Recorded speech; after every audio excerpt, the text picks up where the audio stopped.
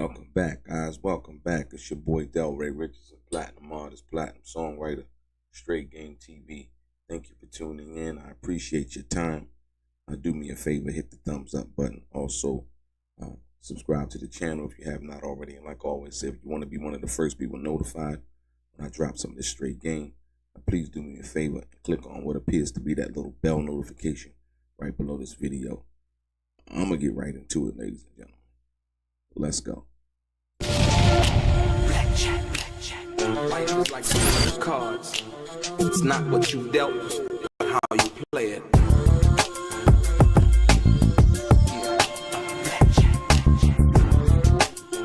Play each situation correctly. I remember they used to laugh at a brother.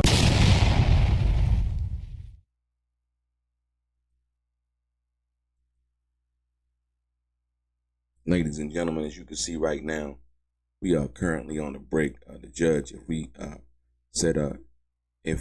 or I question him, let's do this at the end of the day. Let's bring the jury in. The witness, AUSA Foster, telling the witness about the new questions. Judge, okay, a break.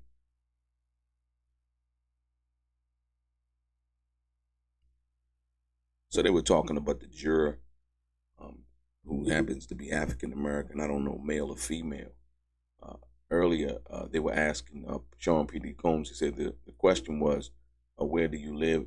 And answer saying Bronx was accurate. One might move, but it wouldn't raise to the level of removal of a juror. So basically, what it seems to me is, this is not good for the prosecution based on the fact that they want to remove a juror. I don't know if the juror knows that the prosecution wants to remove him. If he does, it sets up, that doesn't bode well for the, it just doesn't look well for the jury, man. I'm sorry, for the prosecution. If you are on a case and you know that the prosecution is trying to remove you from the case, how does that make you? It can make you feel some kind of way, if you will. Be like, okay, well, I'm gonna be the person that holds out. I'm gonna be the person that can't deliberate. Since they want to try to remove me. And not only that, and you can find out through the media, your number as a juror, and them trying to remove you, right? So that doesn't really look well for the prosecution, if you will. I know I would feel some kind of way if I was a juror and they did that to me. I'd be like, what? Oh, so that's what we're doing now. We're not focusing on the facts no more. We're trying to manufacture reasons as to why, me as a juror shouldn't be on there. And it's like I'm from the person said they from the Bronx, and they said, well, he's not. It wasn't the candor wasn't there. It wasn't that. They probably had a feeling like, with this guy, he's never going to vote guilty. He likes 90s hip hop, because that was one of the things that was one of the issues that they had. So,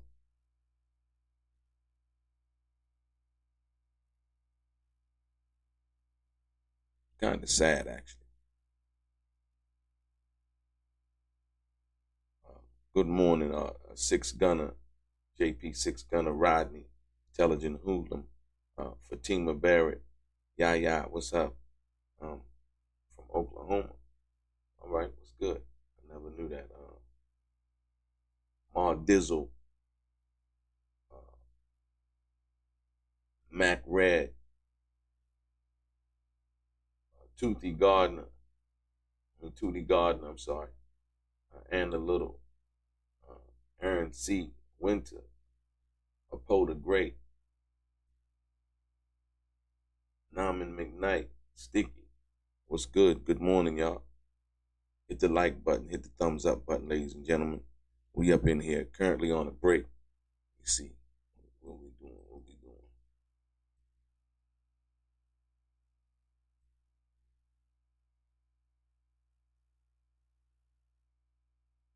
Yeah, we currently on a break, ladies and gentlemen. Thank everybody for tuning back in. Very much appreciated.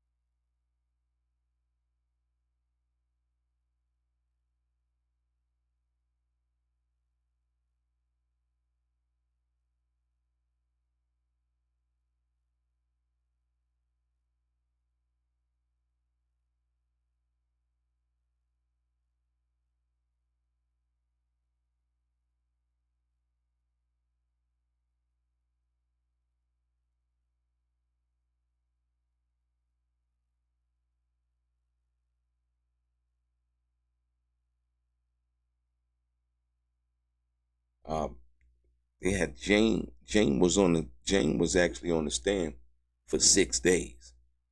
That was crazy. I think one of the highlights of the case, if you will, but she was on the stand for a total of 6 days, ladies and gentlemen. I find that very, very, very interesting, if you will. Yeah, that's crazy. 6 whole days.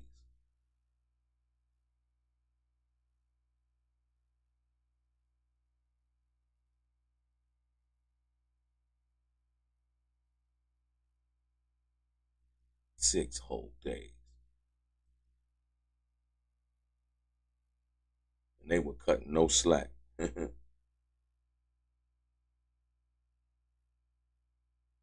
sure. They wasn't really giving up no room for nothing. Zero. Zilch. Happy Friday, everybody. Like I said, we still currently on the court is still currently on the break. So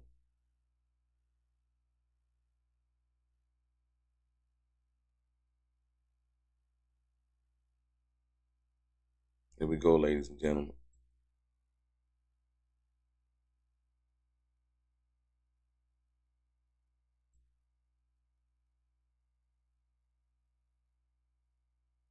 The judge says, jury entering. Judge, all rise, jurors. You can see we are only 50 minutes late today. So we are doing better. Smiles. AUSA Comey, we introduced the following exhibits. These under seal: E331, BR, C, FR, HR, etc., all under Your Honor's pseudonym order.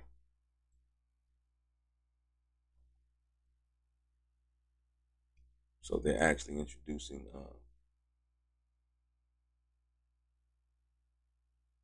new information, exhibits, if you will, and these exhibits are being entered under seal. It mean basically they hiding them from the public. So, welcome to the Diddy trial. Everything's under seal.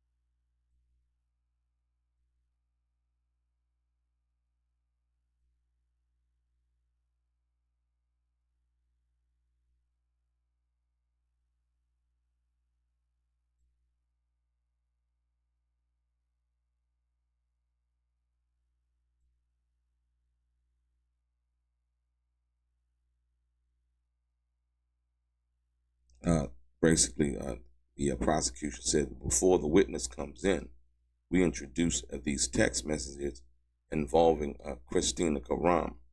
Let me read. Puff music phone too. Make sure Robin pays her rent. KK, Robin said her rent was paid.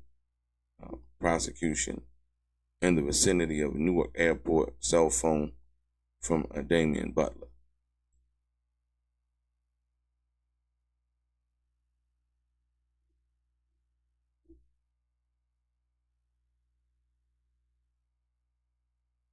But I've come to understand that even if they didn't have they don't have a strong case, they would still move forward. It wouldn't even matter.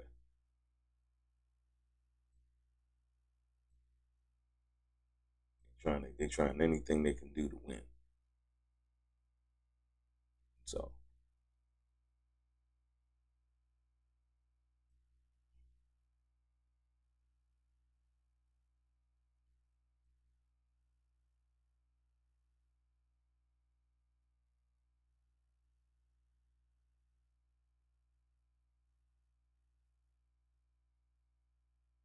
they got D-Rock on the stand. D-Rock on the stand, y'all. Woo-wee. This could get juicy. Yo, they got D-Rock on the stand? He's testifying against Puff? Wow. Big E's homeboy, ladies and gentlemen. Hit the like button. Hit the share button. He was with Biggie the night he got killed. AUSA. Wow. AUSA. And this message. 3 of my doors are broken. This is crazy. D-Rock. He is coming to the house. He just texted me. I don't think it is a good idea to leave your place. That's not going to make it better. He has my key. I don't feel safe.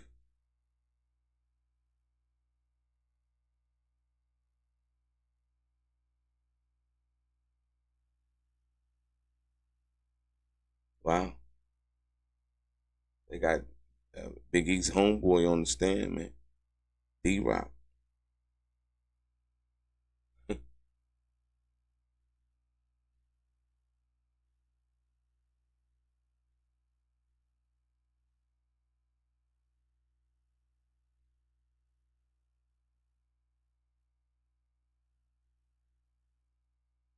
Amazing.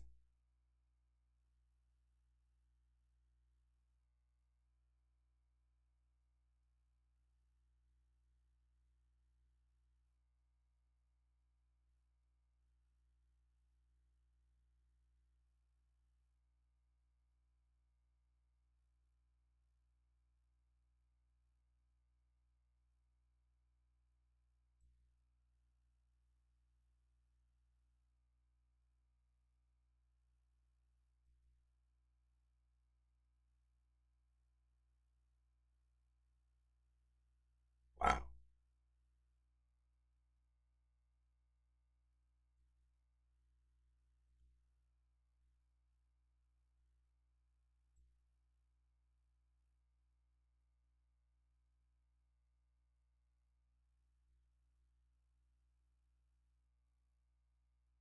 I don't think they're gonna get really much out of D-Rock. I think he'll get up there. Like I said, I don't know if they have immunity for him or not.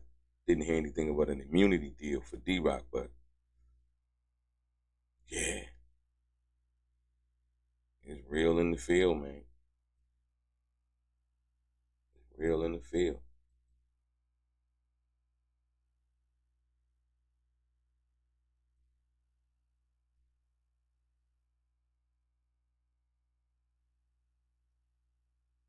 Very, very interesting.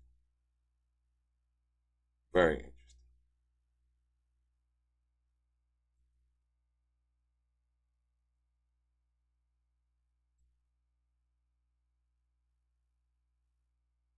There you go, ladies and gentlemen. AUSA reading. The key is a bit fuzzy tail. I guess he's telling them what kind of key it is, I guess. The key is a blue fuzzy tail. Just take it, D-Rock. I'm at the house. Puff is here. You know I can't take your keys from him. Judge, thank you. The government may now call its next witness. AUS government called Special Agent Andre Lamont. Now, yeah. That wasn't eventful at all. I don't know what that was about.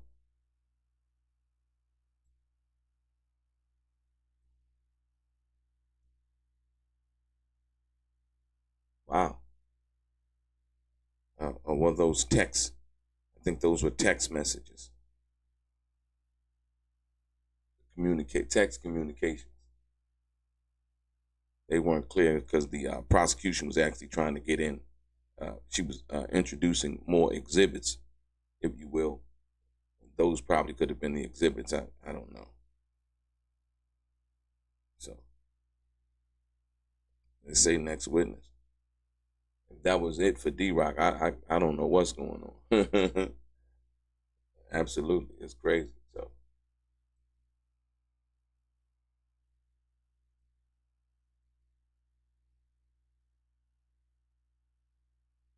So the next, the government witness is a special agent, Andre Lamont, for all of that's worth.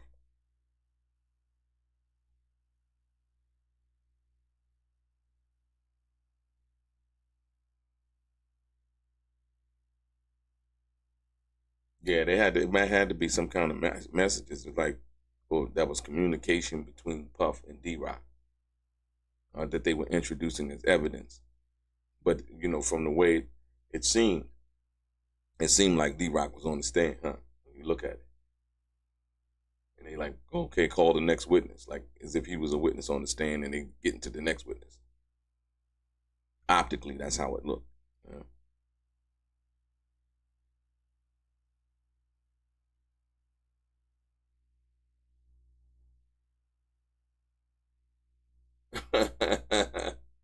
Universal accent. Andre better not be Andre the raccoon.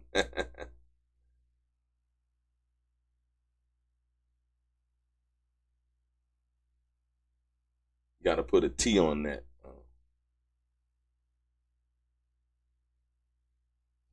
In place of that other C.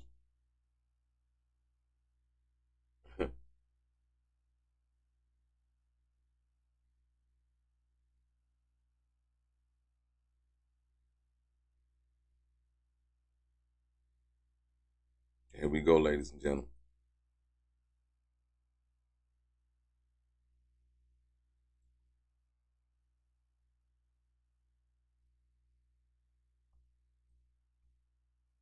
The prosecution. Where do you work? Andre Lamont, HSI in Los Angeles, in the human trafficking unit.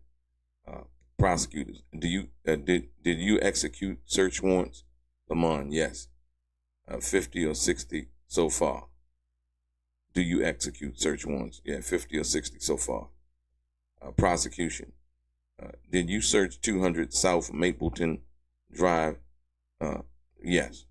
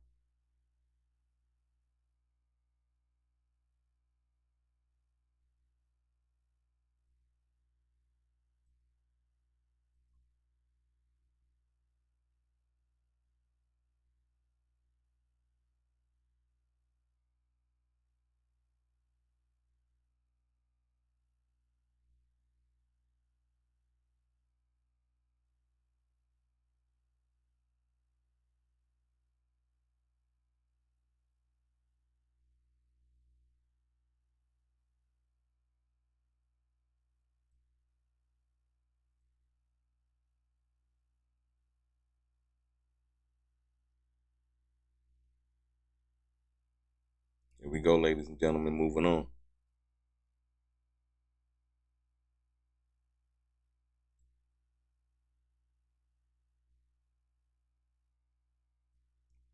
Agent Lamont, HSI New York asked HSI LA to be involved. We executed the search warrant.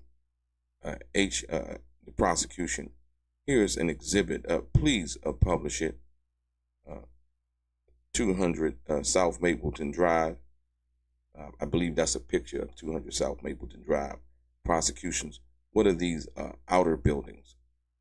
Lamont, a sauna, recording studio, AUSA. What rooms were searched? All, she said. He said. So all of the rooms at Diddy's South Mapleton Drive home was searched.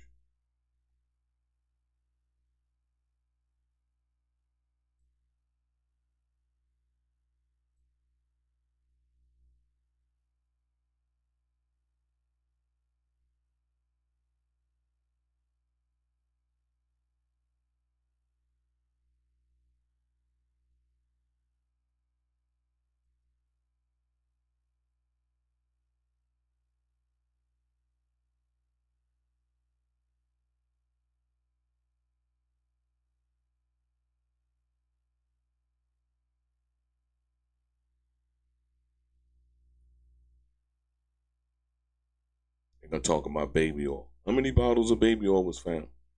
Like, come on, dude. We gotta be able to move past the baby oil.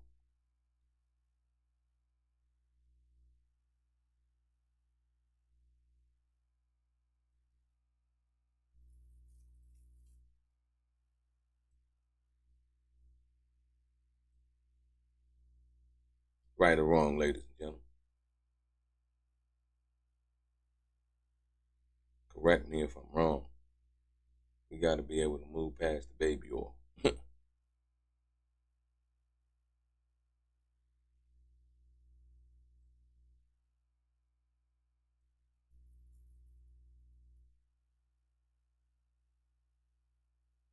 'This should be a breeze. I mean, they should, as far as, they really didn't find anything according to what we understand, right? There we go.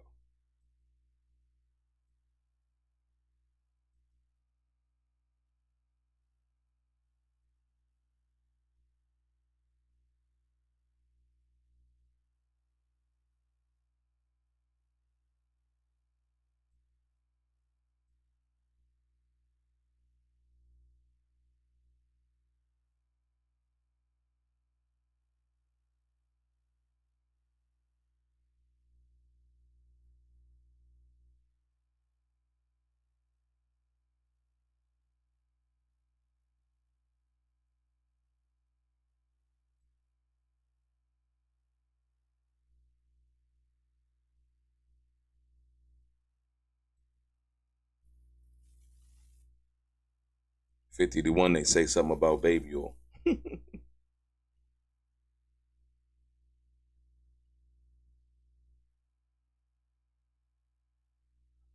Were you doing, did it seem like Mr. Combs was doing an advertising for Johnson and Johnson based on the amount of baby oil that was found? I believe they used to pull up a truck weekly to drop off baby oil at his residence, man. It's crazy.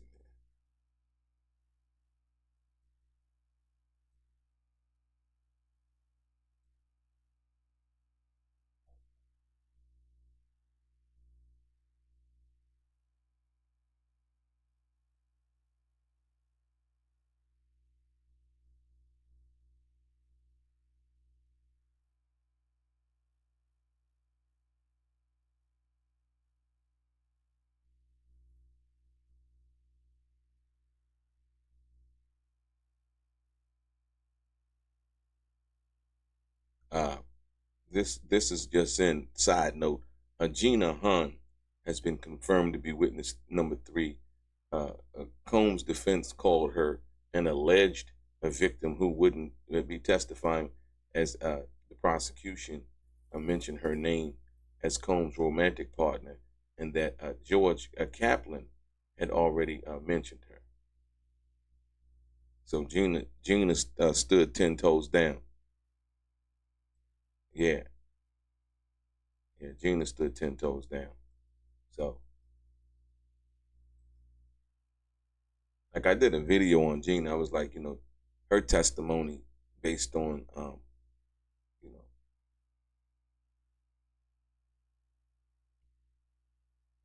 know, here we go. Check this out. Agent Lamont, is it a large property? I went through the objects. Basically, he's saying, let's get this here.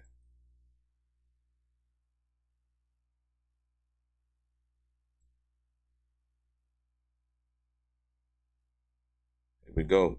Early in the morning, they starting the sidebar shit. Agent Lamont, it is a large property. I went through the objects that we seized, then entered them into our case management system. Prosecution, we moved to enter into evidence of these exhibits. Agnofalo, objection. Sidebar. Right. Yeah.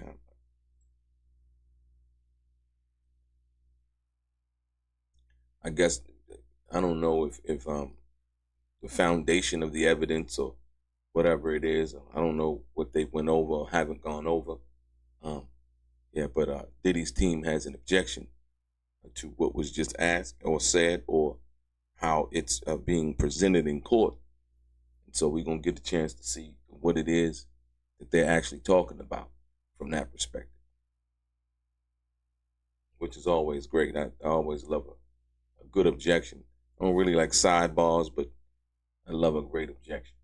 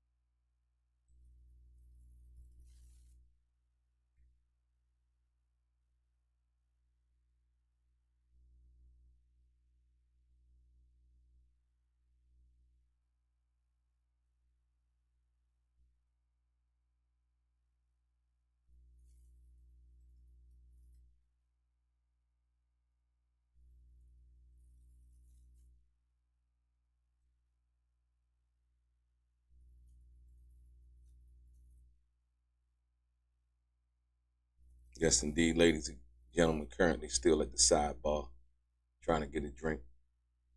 Then we'll come back to the main bar. So yeah, Gina hung. I mean, Gina stuck in there. Gina, like, you know what? She ain't testifying against Diddy, you know. And Gina, like I said, Gina been there since Cassie. So Gina been around for a while, you know. And I can only speculate as to she got the bag. Gina was like, I'm better with the bag than I am trying to bag Diddy with testimony, you know, as to their personal relationship. But that, you know, once again, if that's what they're talking about from that perspective, it's like, well, you know, I think her testimony, from what we've seen publicly, could have been a tad bit detrimental. Once again,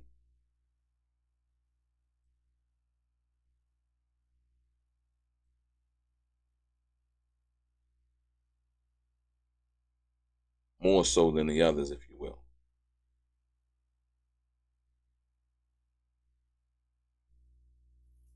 I'd like to thank everybody for hanging out this morning. Classy, Mo Better,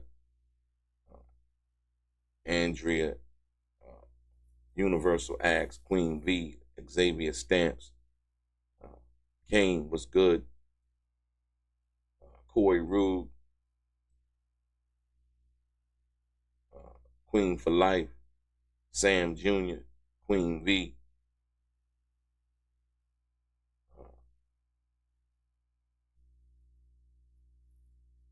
Poo Sauce, if that's how you pronounce it. Craig Tillman was good. Snipes, Anna Little, Andre Styles, Corey Rude again, a Through Monger. Who else that? Dad Miller TV. Annan Lee was good. Welcome back. Exotic Beauty.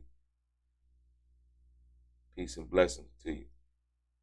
Classy, Nancy Nicole. I'd like to welcome everybody this morning. Hit the like button, hit the share button, hit the thumbs up button.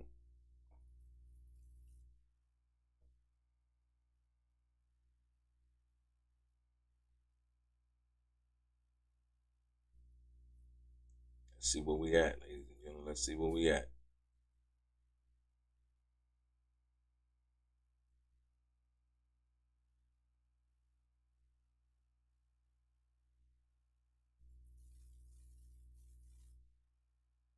These sidebars be serious.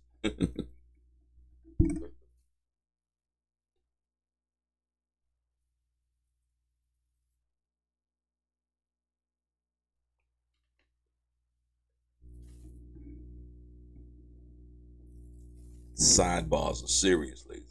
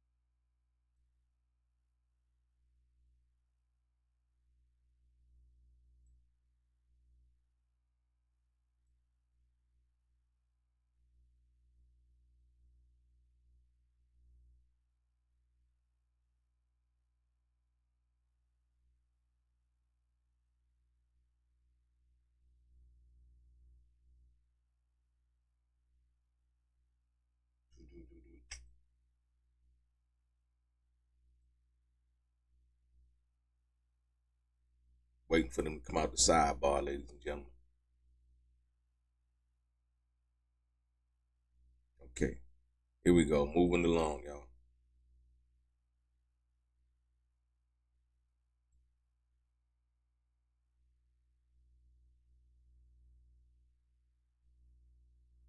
They're back. The judge. Exhibits are admitted. Prosecution. What are these, Lamont? The floor plans of 200 South Mapleton. Prosecutors. Do you know? How do you know they are accurate? Lamont, I was there.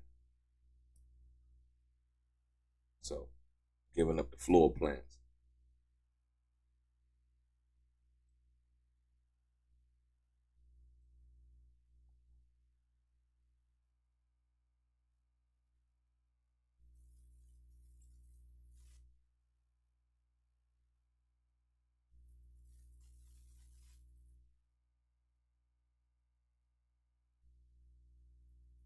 the prosecution, how many manila envelopes were there in the nightstand? Agent Lamont, 6. AUSA, what was written on them? Lamont, K. Prosecution, publish the stipulation. Testing determined in the K envelopes with a shamrock on it was ketamine.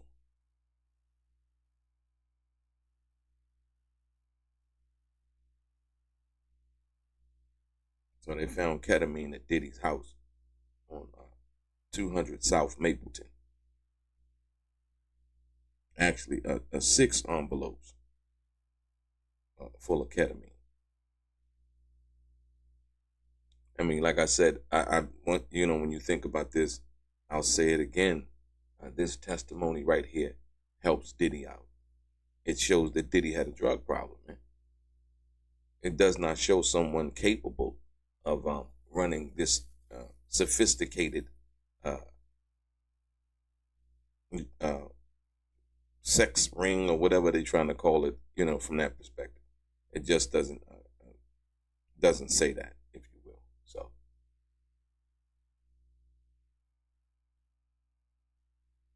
at least to me it does. Seemed like he was more concerned about getting high than anything. Hold on for a minute, ladies and gentlemen. Hold on for a minute.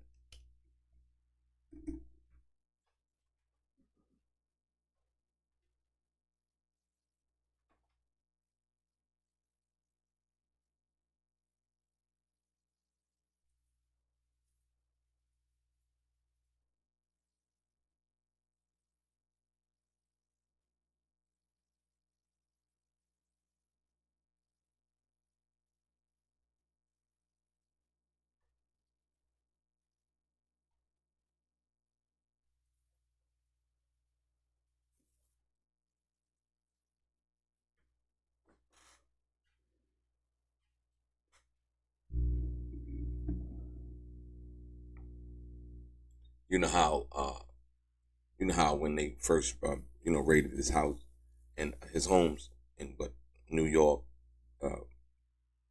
Florida, California, and everybody was like, "Oh yeah, they found tapes." We actually get a chance now to see what they actually found.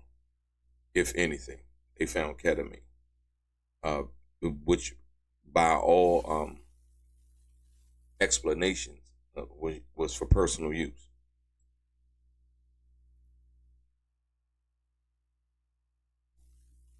Also, remember, a lot of people were talking about, did he put drugs in people's in drinks and all of that, and got them incapacitated? We know for a fact that that's not Diddy shit. You know what I mean? We know his thing is to be allegedly a cuck, the type of guy who likes to watch his woman have a sexual intercourse with another man. That kind of gets him off. So we know for a fact Diddy is not, he wouldn't even be remotely interested, based on what we've heard from people who've been in personal relationships with him, that Cassie, as well as Daphne Joy, a.k.a. Jane. We know for a fact that drugging somebody is not his thing. You know what I mean? So, and that's been testified through people who've had real relationships with him. So, like I said, once again, you can see the pattern of who he is. And like I said, a lot of people was just what they call capping, to make people think that they knew something that they actually didn't know. So that's one of the things I find most interesting about this. A lot of people was just saying things, oh, they found tapes, oh, they found this, oh, it was that, and it was none of those things. Those were all lies. And I think that's the part that really is the most disappointing in this situation. We see who he is, kind of what he likes, and like I said, I don't think nothing wrong with that. If the person that's with him is willing to participate in that type of behavior, okay, cool. They're going to sex parties, they having what one would consider, in most cases, I would say, an orgy or a menage a trois, whatever you want to call it, right? Um, yeah, and I think it's just kind of interesting, man. All of the fluff that they put on this situation through the media, if you will, and it was a lot of stuff that was basically unfounded. You know, a lot of people claim to have tapes. You know, like I told y'all, the guy Chris Todd that I interviewed on the Art of Dialogue, he basically claimed that he was in possession of tapes and he was working with the FBI and he was gonna turn the tapes over. It was all a lie to sell that little phony book they had. You know, yeah, and it's crazy because, like I said, a lot of people bought into that. You know, give them something real, they doubt it all the time. Give them something fake, oh man, they eat it up. They eat it up with a fork, knife, and a spoon. So that's the part that I found interesting about this. So we know so far that they found ketamine at his house.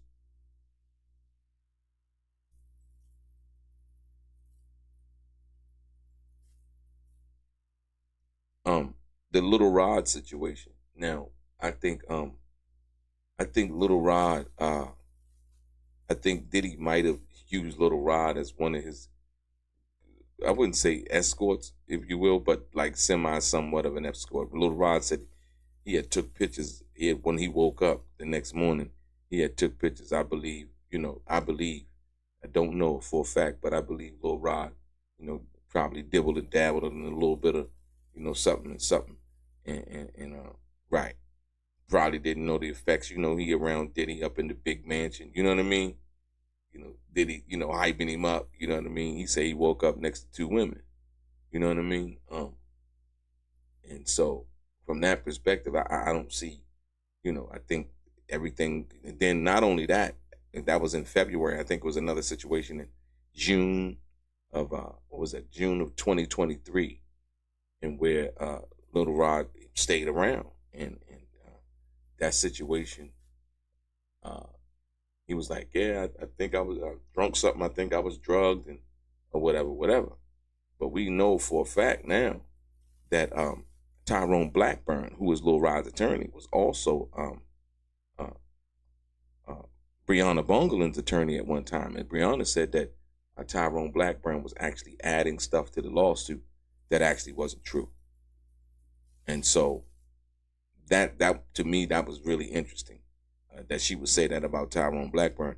And if she said that about him, we can only, I would say, speculate at this particular point that he did the same thing, and it did come out in court that he did the same thing with Lil Rod by adding Universal Music, Lucian Grange, and Christina Karam to Lil Rod's lawsuit. You know what I mean? Which they ultimately got. Their claims in that lawsuit was dismissed, and it was some kind of sexual claim that was allowed to move forward in that civil case. And so we're gonna see what happens with that. But ladies and gentlemen, this dude here, this agent, I don't know what they looking for. They might be still at Diddy house trying to search for something, as long as his testimony is taken. Okay, here we go. Here we go.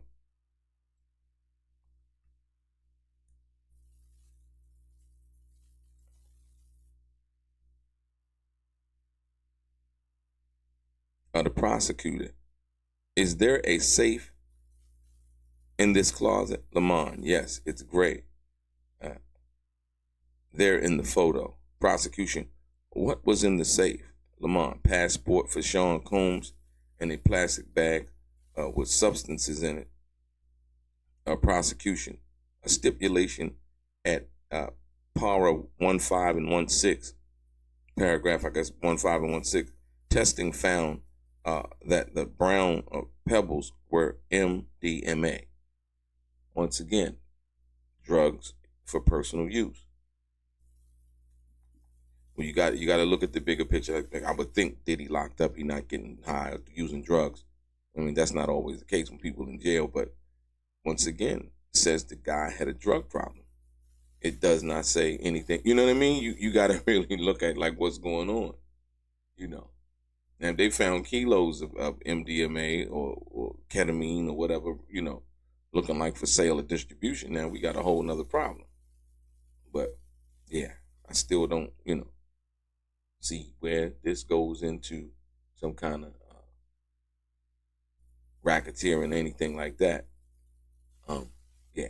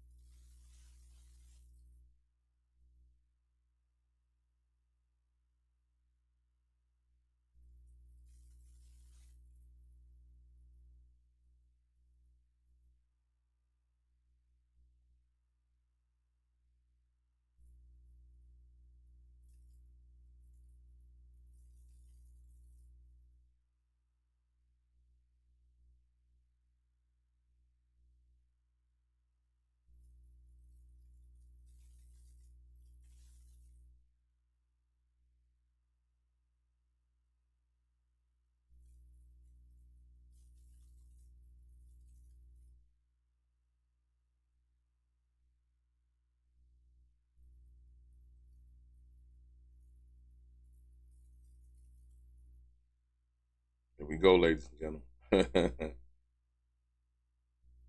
Told you. What I tell you, ladies and gentlemen.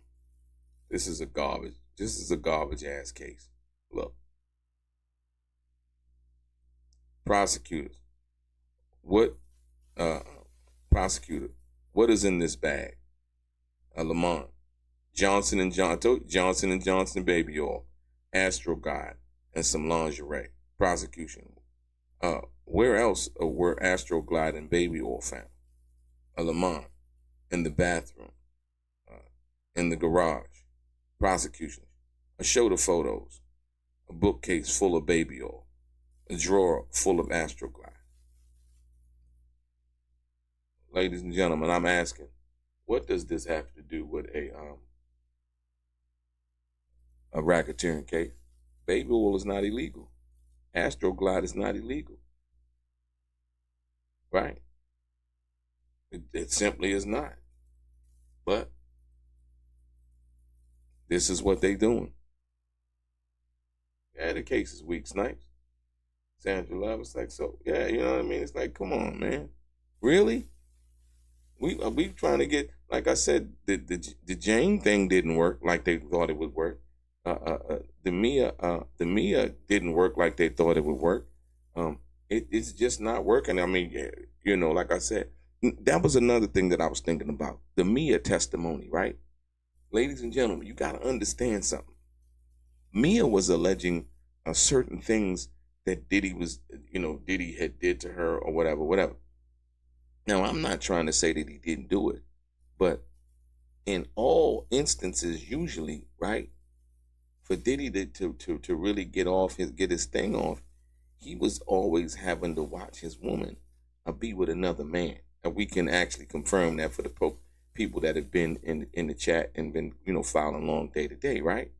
So the stuff that Mia was saying, I mean, not that it's not possible, but it just didn't fit Diddy's MO. You know what I mean? It just didn't fit it. I'm like, she's saying he did all of these things and, blah, blah, and he sexually assaulted me. Sexual assault is not Diddy shit. Diddy would pay somebody thousands of dollars to be with his girlfriend and let him watch before he'd rape somebody. You know what I mean? Yeah, Leticia F. It made no sense. You see, we seeing what's going on. That's clearly what he likes. So when the young lady Mia testified, now that Jane has testified, we like, hold on. He was paying, if it's all to be seen in the light that they wanted us to see in, it's simply not that. You know what I mean? That's not his thing. He don't get off on taking nothing from nobody. You know what I mean? He get off on, the power play. I could pay you to be with her and I could watch it. You gonna let me watch because I'm paying you good. And then after you be with her for whatever reason, he gonna be with her. And, that's his thing. So, that part right there, I just didn't really get it. you know, from that perspective. So to me, it just her credibility is out the door. That wasn't who he was. You know what I mean? Who he was. Like I said, not to say that it couldn't have, but I just doubt that based on what it took to really get him going. You know, y'all kids, what's good? Always a pleasure. Um, yeah, he's no drug dealer. Dickie Leonard, absolutely. Quan, what's good? Winter in the building. Fact Check TV, RB in the building. Exotic Beauty, welcome back, ladies and gentlemen. So yeah, so when we get into that, you know what I mean. So it's like anybody coming in here, and remember they was talking about Diddy was drugging people and doing all of this, that, and the other. You know, when it was kind of funny to be in the media, if you will. The prosecution. Let's turn to the firearms found in the residence. What are these, Agent Lamont? A Ruger, a Glock pistol, and some AR-15 platform. Prosecutors, show the photo. What is this? Lamont, a Smith & Wesson rifle on the chair. Three 30-round magazines. Diddy was armed up, wasn't he? He was ready. He was ready to roll. So like I said, once again, I don't think Diddy had no felonies or nothing like that. I believe that they say the serial numbers were scratched out of the guns. Like I said, once again, also, you got to prove that those guns wasn't planted and prove that the guns was his. Not to say that, that's usually the process, right? Welcome, Miss Ashley Matthews.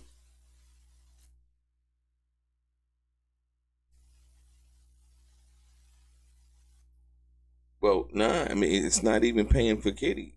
He wasn't, like I said, Miss Matthews, they would have to bring somebody else in here other than somebody that Diddy was actually romantically involved in. The two people that they brought into the case so far, Diddy had long-term relationships with. You have to come with something a little bit better than that to get some kind of RICO case, sex trafficking case from that perspective. If you asking me, that's in my opinion, right? You can't bring two ex-girlfriends in there and be like, yeah, I mean, to me, that's just not a strong enough case. Yeah, yeah, yeah. But like I said, I don't think the guns are a problem. Like I said, if they wanted to, I mean, I guess for lack of charging them with anything, and I think they charged them under a sealed indictment involving the guns or something like that. I think they were trying to get that, as something separate.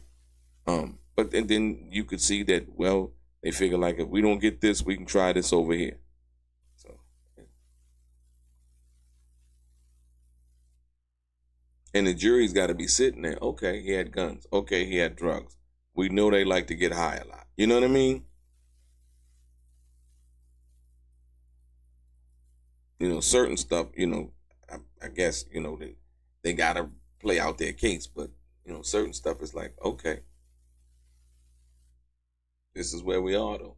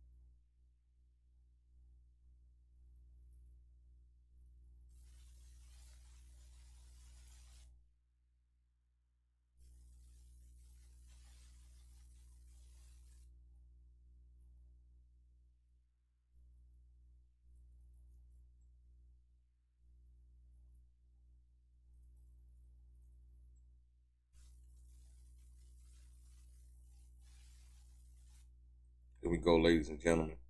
the agent Lamont, there is a 5.11 bag. Prosecutors, what's that? Lamont, just the bag. Prosecutors, and this? Lamont, rifles and a Mossberg shotgun.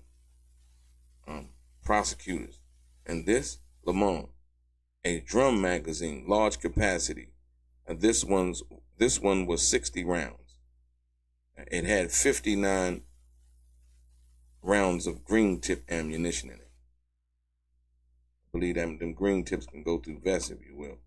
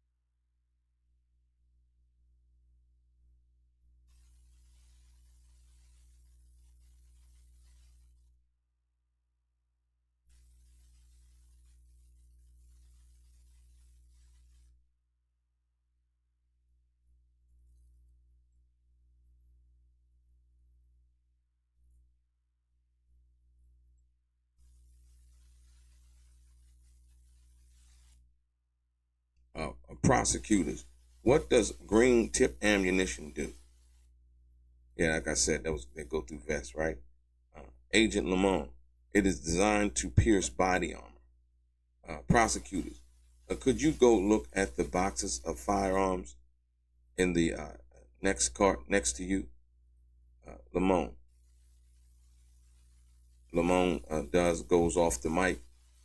Lamont, the serial numbers, they where they existed matched up. So he basically saying the serial numbers where they existed are matched up. So I guess some of the serial numbers on the guns matched up to whatever the guns were licensed to Diddy or bought by him, when the purchase or whatever. I take it that's what they mean by that. And then so I think they're gonna get into where some of the serial numbers were scratched out.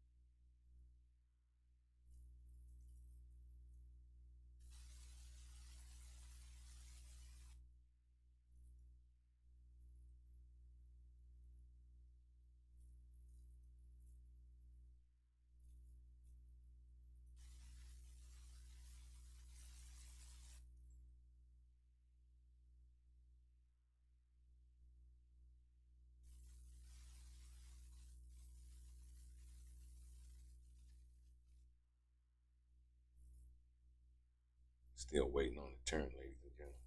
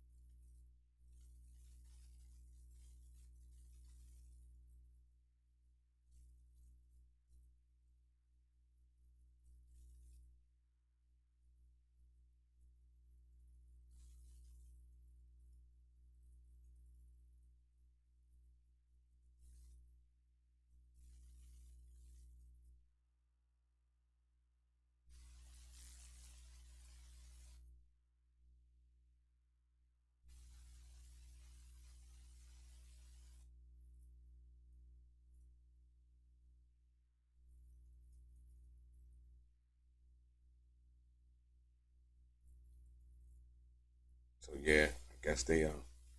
I mean, this is kind of like when you think about the big picture of what's really going on. This is kind of like you know, you got guns. Okay, cool.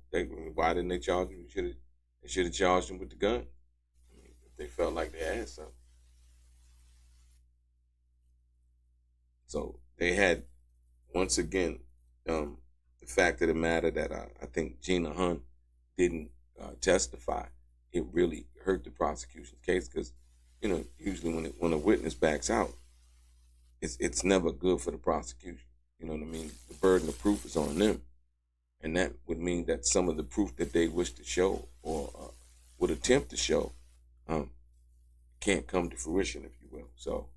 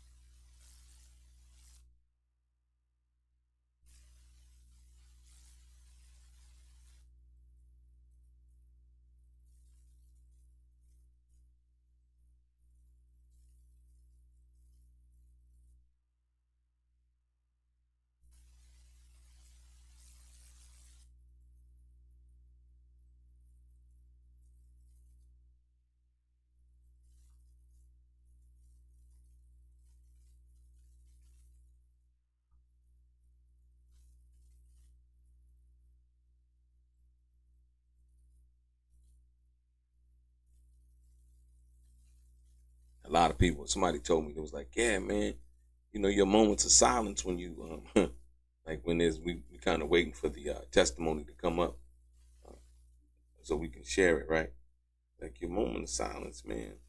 Um, you be trippy. I mean, you be looking, like I said, yeah. And so I'm trading stocks also. So I'm looking at the price.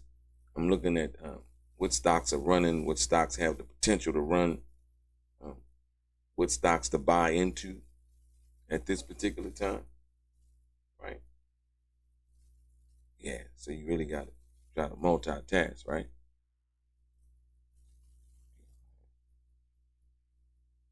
Okay, let me see.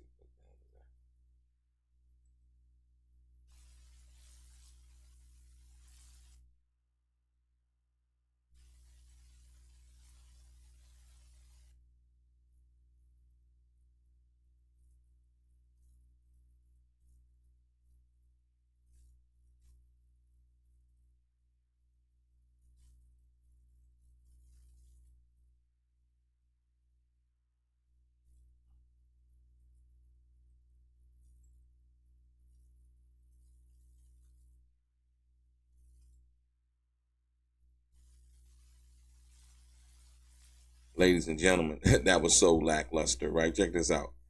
Prosecution. Do any of the firearms not have serial numbers? Agent Lamont. One did not. Ladies and gentlemen, when they put this on the news, man, they made this shit seem like he had 50 guns with no serial number. Didn't they? Man, they made it seem like he had 50 guns. Was the serial number scratched out? And they posted that when they did their press conference. You can see it right here. Prosecutions. Do any of the firearms not have a serial numbers? Agent Lamont. One did not. This one holds right here. Holds the gun up. AUSA. How was the serial number eliminated? Uh,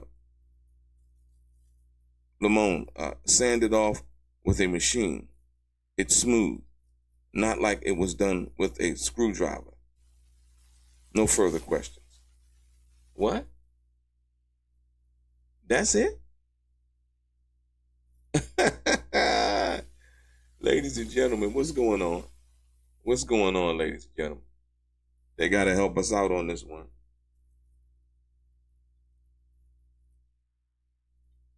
They got to help us out, ladies and gentlemen. Please help us out. That was it. That was it for Agent Lamont.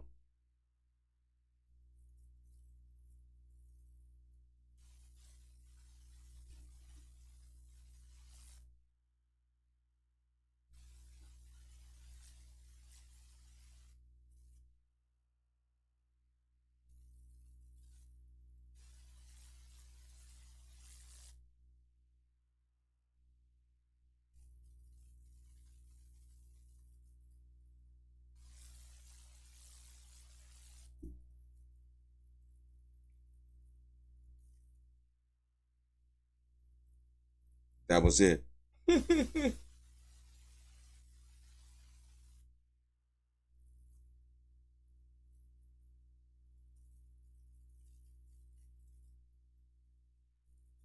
Crazy, right? Crazy to think that they brung Agent Lamont in to testify that, yeah, that part, or those parts, or whatever you want to call it. Amazing.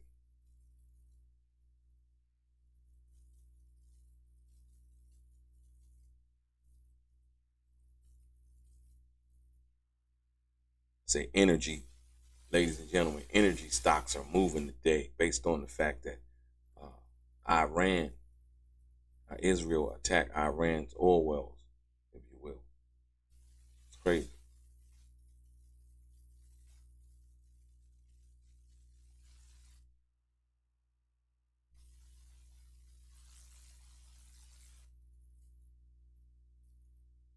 Yeah, let's go.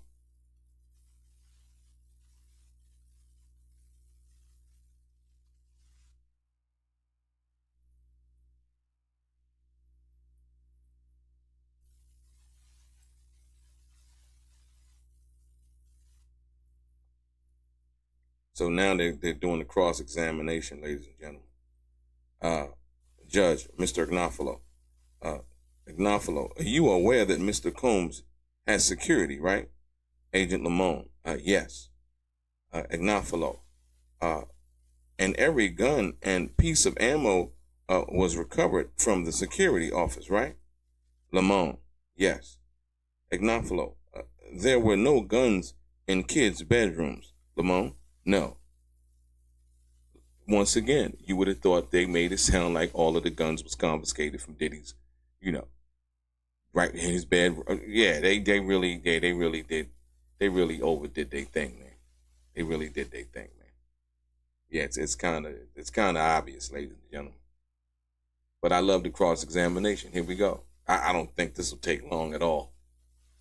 There were no guns found in kids' bedrooms, right? No, none.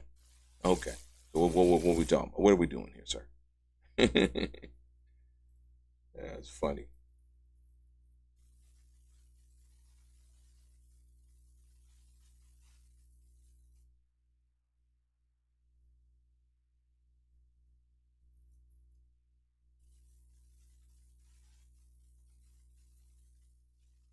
Here we go. Let's go.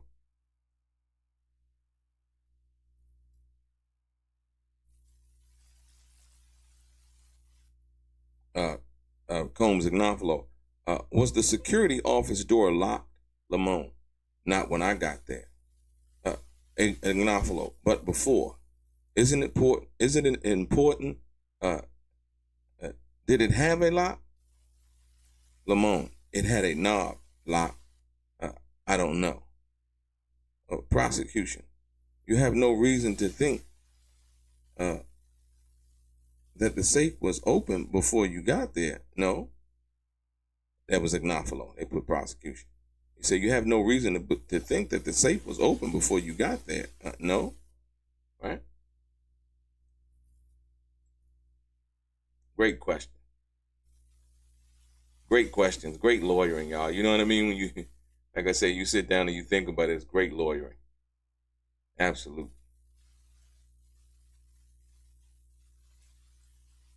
They're doing all the searching, but the attention to detail is very important. When you think about it, right? So that's what I find interesting.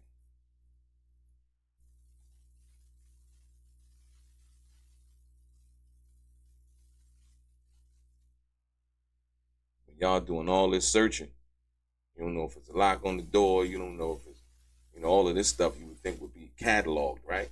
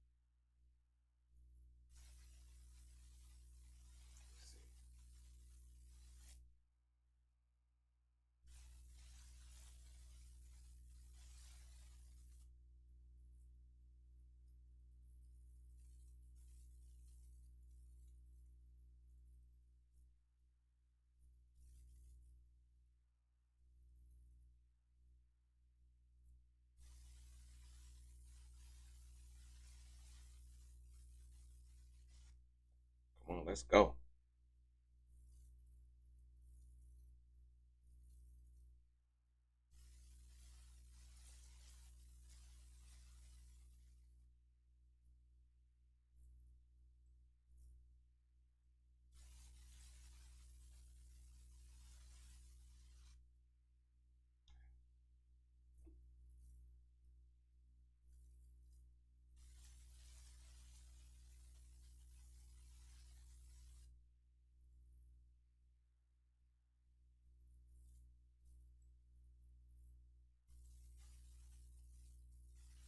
Still waiting for them to flip it back over again, ladies and gentlemen.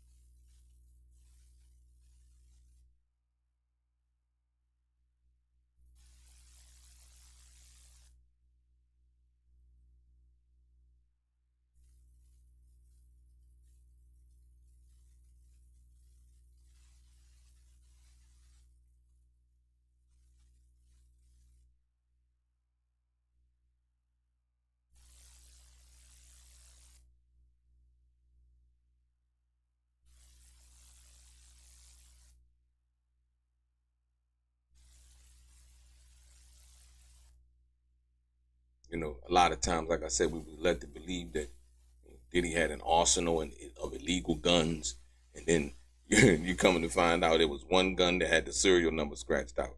The guns were in the security office, right? And like what? I mean, what was the hoopla about, right? They made it really, and this is we kind of getting a look behind what they were doing, and they really made it look like something that it actually wasn't, and it's crazy, right? It's like, oh wow, what were the what were the green tips ammunition? What do they do? Oh, they pierce body armor. Like, okay, were any of the guns illegal? He said no. All of them checked out. All of the serial numbers checked out. So what are we talking about? Why? You know what I mean? Why are we even here talking about guns? They found some ketamine or whatever else they found, right? Like, why are we even talking about that or any of this? So yeah, it's hilarious, man.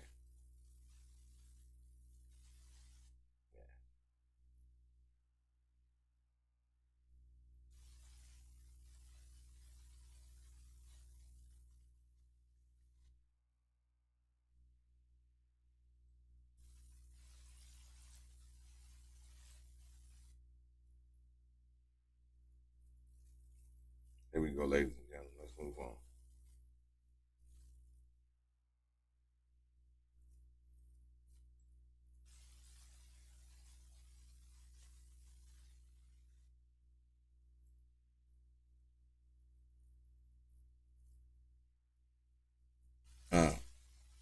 Agent Lamont, we brought a locksmith, but I don't see him. But I didn't see him touch that safe. Combs Ignafalo. We're in Manhattan. We don't know a lot about guns. Sorry.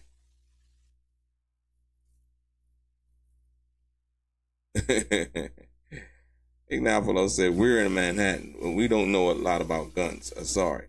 Judge. Withdrawn. Ignafalo. This was a gun safe designed for that. Ignafalo. Why not a photo of opening it? Right. Like I told you, you gotta, it's one thing to say you found something, it's another thing to prove that what you say you found from that perspective. Yeah. Why no video of a person opening it? You know what I mean? Anything could happen, man. And not to say that the government would do anything nefarious, as far as that's concerned, but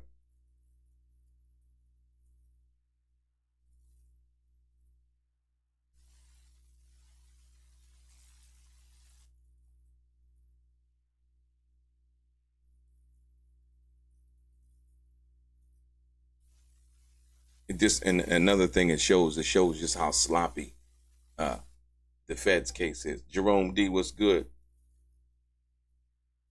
Thank you. I appreciate you, man. Thank you for the donation.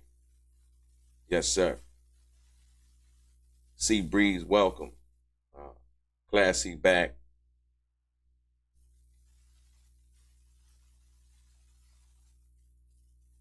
Tanya V, what's good? Brewmonger in the building, what's happening?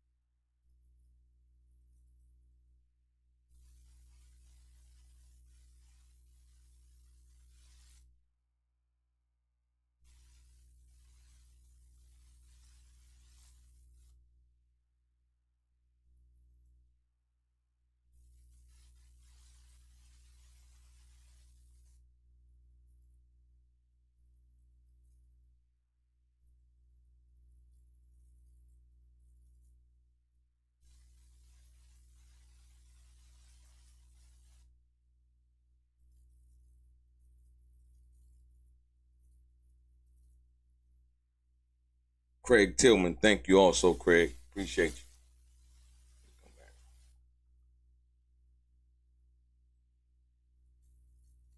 you. Black Sigma, what's good?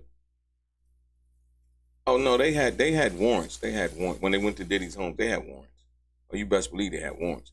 It like I said, but a Black Sigma. It's not even about having a warrant per se, right? It's more of like the significance of how they presented it to us on television when they when they had the press conference. You know what I mean? Remember they were heavy on the baby, or they were heavy on the one with weapons. They were like weapons, plural, with the serial number scratched out. You know what I mean? This is how they presented the information. You know, it was one gun that had the serial number. What's the name? The guns were found in the security office. The information that would have made this uh, that press conference kind of weak, if you will, or not exciting at all, right? The information they left out. They wanted us to believe that it was, you know, Diddy was running guns and, you know, and doing all of this other stuff. Like I said, once again, it is not illegal in America to own a gun. Like I said, most of the guns was found in the security office. We don't know if they belong to security or they belong to Diddy. So even trying to say that and you know, indicate that the gun somehow were illegally obtained by showing out that one gun with the erased serial number, it's just, you know, it's so manipulative, right? You know, you're trying to convince the public that it was something that it actually wasn't. So, you know, from that perspective, it wasn't even about a warrant. Best believe they had a warrant. They're not coming up in there without no warrant like that. You know what I mean? That's more of a local police thing. The Fed's not going to do that, especially HSI. You know what I mean? You know, but like I said, it just shows you how little evidence how much little evidence they really had. When this guy, he's only on the stand approximately 10 minutes at the most, right? You know what I mean? You thinking that he's gonna come in here and get this long, extensive list of potentially damaging evidence, and you know, right now we're under cross, and it seemed like, once again, if you look at the title of my video, it seemed like it's just falling apart. You know, I mean, as you can see by the last statement, it say Agent Lamont, they saying basically we brought a locksmith, but I don't see him. I didn't see him touch the safe. Ignafalo, we're in Manhattan. We don't know a lot about guns. Sorry, a judge withdrawn. You know what I mean? So, you know, and like I said, they're in Manhattan, and I think they're testifying to 200 Mapleton, right? Judge withdrew that statement that Ignafalo made. Ignafalo said this was a gun safe, Lamont, designed for that. And then Ignafalo asked, well, why not a photo of opening it or video of opening it? You know what I mean? To show, you know, what it is that's going on. Great question. What that tells me is that it was very sloppily done. It was hastily and sloppily done, right? Never a good look for the prosecution, especially when you got thorough lawyers that's going to cross-examine the witness that's testifying for the prosecution.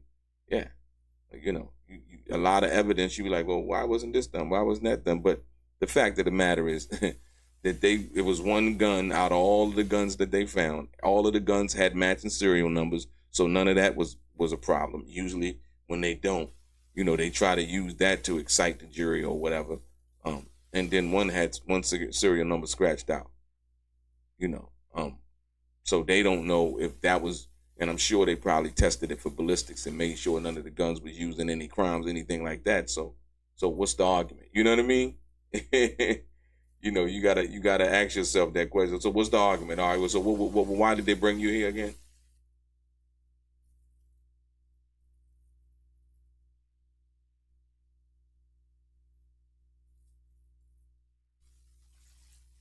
Here we go. Let's see.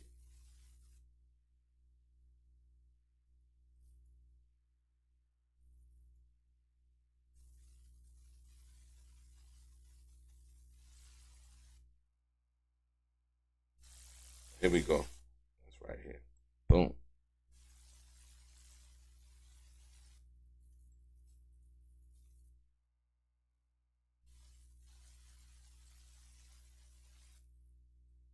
Agent Lamont, SRT goes in first.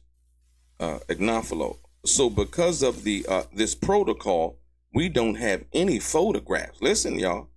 Right? Like I said once again, he said because of the protocol that they follow, he said SRT goes in first. Because of the protocol, we don't have any photographs. So you used a body cam? They don't use a body cam. And then when you looked outside, I think a lot of those agents did have body cams, right? So you used the body cam? No. Ignafalo. In your human trafficking work, have you ever dealt with Astroglide before? Only in this case.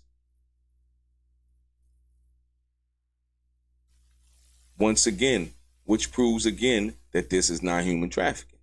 You see what I'm saying? Have you ever dealt with Astroglide before? Oh no, only in this case. What do you mean?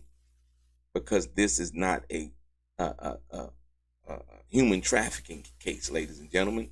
This is Astroglide at somebody's personal residence that they use for personal use. Plain and simple. Right?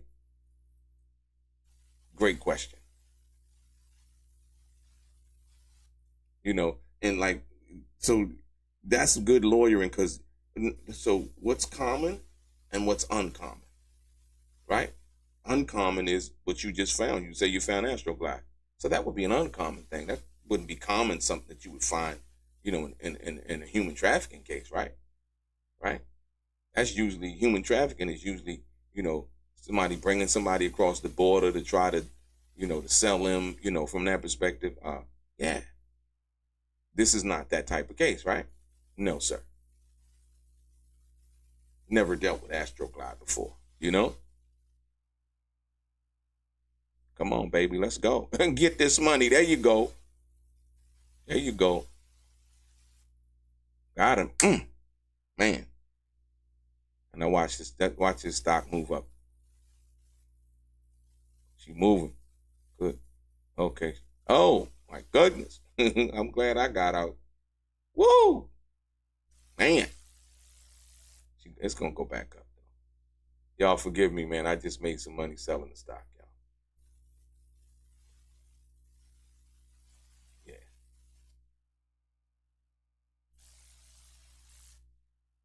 They say buy in bulk. No, that was a quick day trade right there. Yeah, that was a quick day trade. I'm looking at what's moving. The VIX is up 14%. So, but yeah, let's go back. We on this case though. Definitely on this case. Check it out, y'all. Check it out. Look, told you. So they don't, like I said, once again, what Dignafalo just pointed out, that this case is sloppy. Look, check it out, y'all. Look, Dignafalo. Okay, he chuckles, right? Why no photo of it? He say, okay, then he laughs. The judge, no comments, please. Dignafalo. So the baby oil was in the garage? Agent Lamont. It was the Astroglide in the garage. Dignafalo. You're from L.A.? Lamont, yes. Dignafalo. Enjoy. No further questions. And the prosecution, no redirect. It didn't work. I'm telling you, all of this information right here, it works for Diddy's case. So y'all found Astroglide? That's it? Baby oil? That's it? Weapons that were legal? One with the serial number scratched out? Yo, go back. If you can go back and look at the the actual, what's the name that they had when they filed this case, the press conference, right? Go look back at how sinister they made this look. Like this was some big operation. It's not that. It was never that. You know what I mean?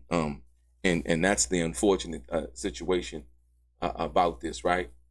It was never none of what they tried to make it out to be.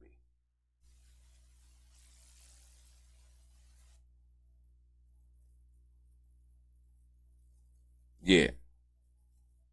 So, ladies and gentlemen, and they taking a short break.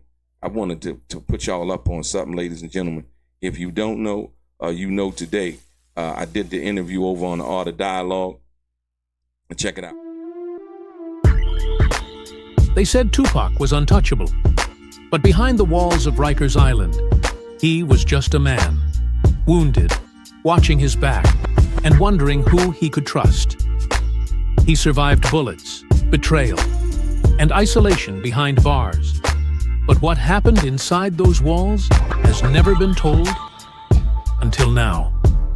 In the darkest corner of Rikers, he found betrayal and a brotherhood no one saw coming. These dudes smiled in my face, then flipped and tried to kill me, and I never saw it coming. They were Puff's security, Biggie's muscle, Henchman's people, and Tupac knew exactly who sent them. This is the side of Tupac Shakur the world never got to see, told by the man who lived it with him, not in the studio, but in a 6x9 cell. The rap battles, sex and drama with female guards, the tears, the silence after Jada Pinkett's visit, and the moment Tupac almost broke. Before Death Row, before All Eyes on Me, before Machiavelli, there was Rikers. Behind the Walls with Tupac Shakur, available now on Amazon. Get your copy. Learn the truth.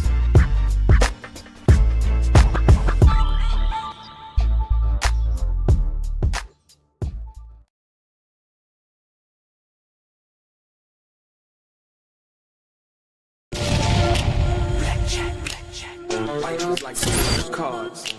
It's not what you dealt, but how you play it.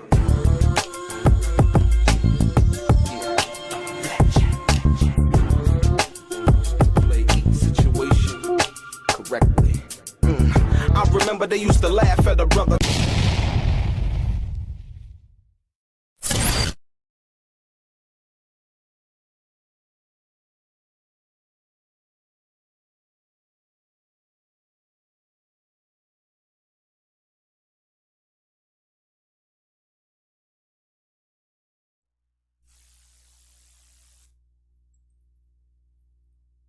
Like I said, ladies and gentlemen, go pick up the book, man. It's a great book.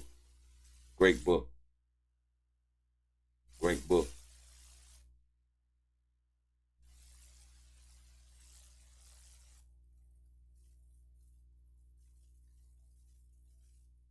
Yeah, a Money Mike, they was definitely trying to sell it. They really tried to go there with that Money Mike. Yeah, they was all the way there. I was like, and like I said, when you think about the actual what was going on at that particular time, I get it. The Cassie lawsuit settled. She asked for $30 million. We come to find out she got $20 million, and so on and so forth, right? But I think even bigger than that was the fact that when she entered the Suge Knight thing into it, right?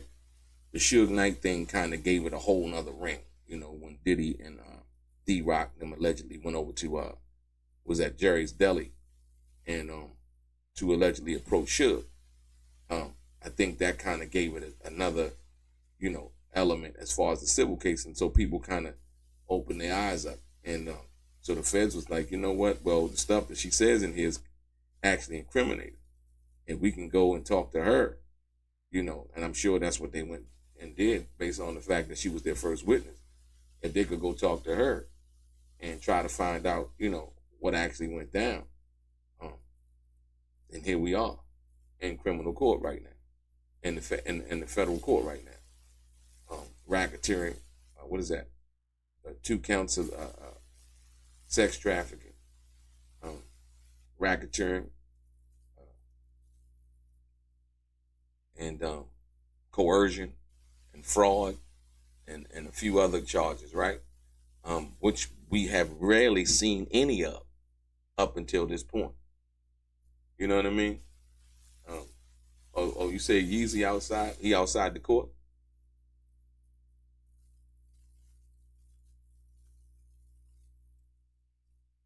Oh, Kanye at the courthouse, because, look, they done told Kanye come down, because I think Kanye was the other person that took her when they went to Vegas for that party, and they wanted to, what's name? Kanye coming down there. Oh, it's going to be, it's going to, yeah. Oh, Kanye just arrived at court. Oh, wow. That's going to be interesting. That's gonna be interesting. I think Kanye probably coming down there just to. I don't think he testifying, or he might, because they was like yesterday. They had that big thing about the rapper, the other rapper. From that perspective, they had a big thing about that. And when Jane went to Vegas to that birthday party, right? when they said, and somebody in the chat, I forgot who it was yesterday, talked about the who they thought that was with the major rapper with the wife / girlfriend. And Kanye's girlfriend has always been, what's the name like that in the media. And so with that being said, I'm like, okay, wow. Yeah, Mo Better. That's what he like. Oh, y'all mentioning me? Oh, she can't. Oh, they told about that? Well, let's really tell about it then. Let's give them something to talk about. Yeah. So if Kanye there, I wonder, I would wonder if, like I said, once again, and Diddy was like, in the communication with Jane at that time. That's why I really liked the case that the defense put on at that time. Basically was like, Diddy was like, that's my friend. You know what I mean? And Kanye also screamed on Cassie. I think he wrote a few tweets about Cassie, if you will, right? So he already screamed on Cassie. So I thought that was pretty interesting also. But yeah, if Ye down at the courthouse, that's gonna be interesting. Is he coming? Is he the next person to come in and testify? Because you know what that's gonna be like. You know what that's gonna be like, ladies and gentlemen.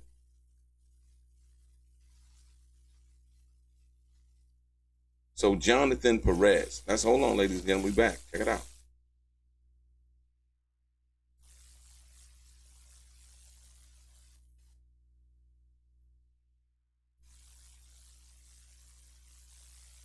They're back. For Jonathan Perez to invoke the fifth, prosecution, do you intend to assert that right as explained? Mr. Perez, yes, Judge. I will enter the order of immunity. So this individual right here, Jonathan Perez, is also being offered immunity, right? So let's see what this is about, man. Prosecution, Comey.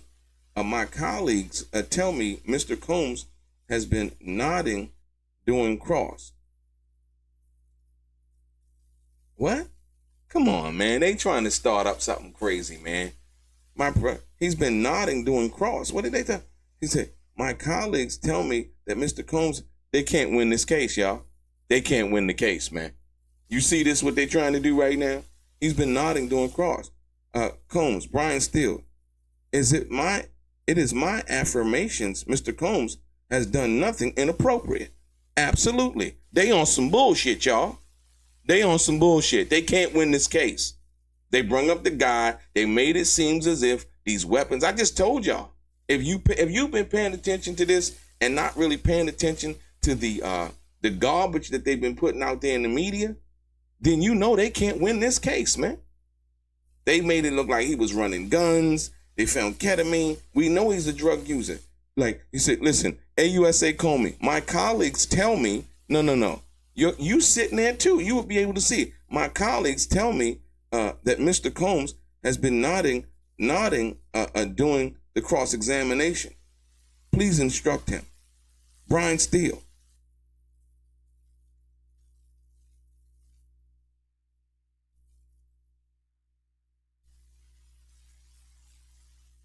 Right, absolutely. This is crazy, man.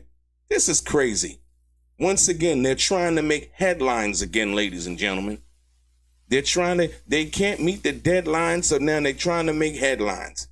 It's a silver piece of whatever to distract us. You know what I mean? If you understand what that is, it's no. Look at so they just gave somebody immunity, right?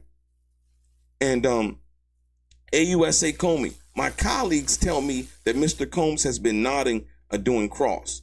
Please instruct him. Brian Steele steps up. It is my affirmation Mr. Combs has done nothing inappropriate. Period. Point blank. And it ain't nothing wrong with nodding your head. That's not illegal. The last time I checked. And I'm sure Brian Steele would know a little bit more about it than any of us, right? The judge. All right. Very good. We had an exchange about this a few days ago. There's going to be some amount of reaction to testimony that is given. it is impossible to police all of it. The judge like, Comey, stop with the BS, please. Your case is weak. You know your case is weak. Now you're trying to create this diversion, right? Stop trying to create the diversion, man. Present your case. They told me that it didn't work. They just crushed Mr. Lamont, not as an agent overall, but basically from the perspective of his testimony or what he was hoping to come and give from that perspective. Come on, y'all. We see what's going on. Y'all see it in front of you right now. Hit the like button, ladies and gentlemen. Hit the share button. Click the thumbs up button. We up in here, straight game, nothing but gavel to gavel. And you can see right here, look at it. You see it? My colleague tells me Mr. Combs has been nodding during cross. Please instruct him. Are you kidding me? Are you kidding me? So, like, okay. You know what I mean? That don't mean, what is he nodding and telling somebody something? They just had Jane up there telling them everything. It didn't go like they thought it would go. That has nothing to do with Diddy nodding. That has everything to do with the presentation of their case. From the press conference on down. He's been nodding. And so now they're trying to, listen to me. All of these other diversions, it's the jury. He lacks candor, right? It's Diddy nodding. Okay, blah, blah, blah. But how about when Bungling lied? They had an excuse for that. And they actually want that situation involving Bungling to be read, the jury instructions to be read involving Bungling's testimony. Right? Come on, man. You swear to tell the truth, the whole truth, and nothing but the truth, so help you God. Man, get out of here. This is crazy, man. This is crazy. We see it, though. Like I said, ain't what I'm telling you. It's what's actually going on, ladies and gentlemen.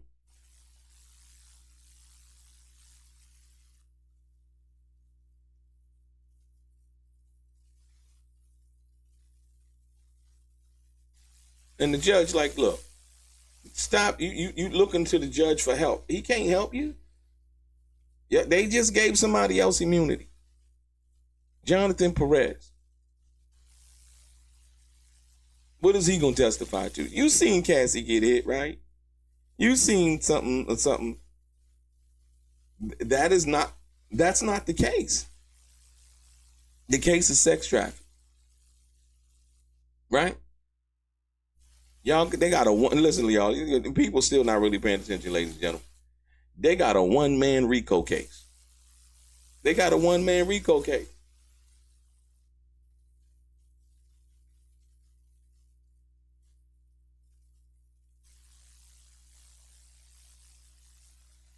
Yeah, Queen B, I wouldn't say Jane ruined it. She didn't ruin it. I mean, I think that the testimony is what it is.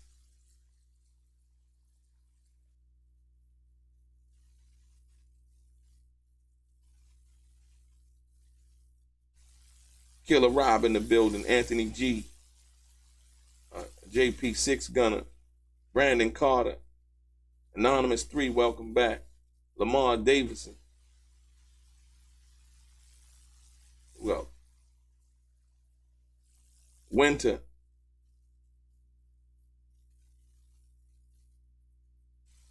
Sam Jr., Craig Tillman, thanks for the donation. Appreciate you, man.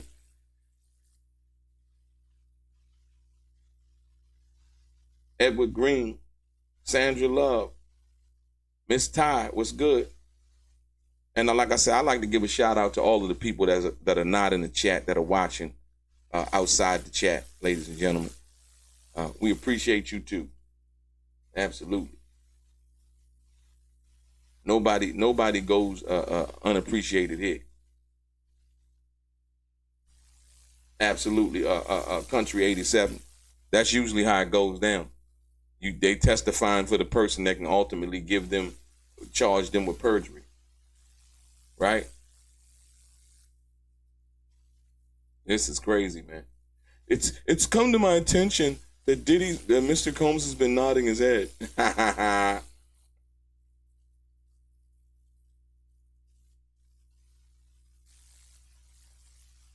So they're asking, did the jury hear the exchange?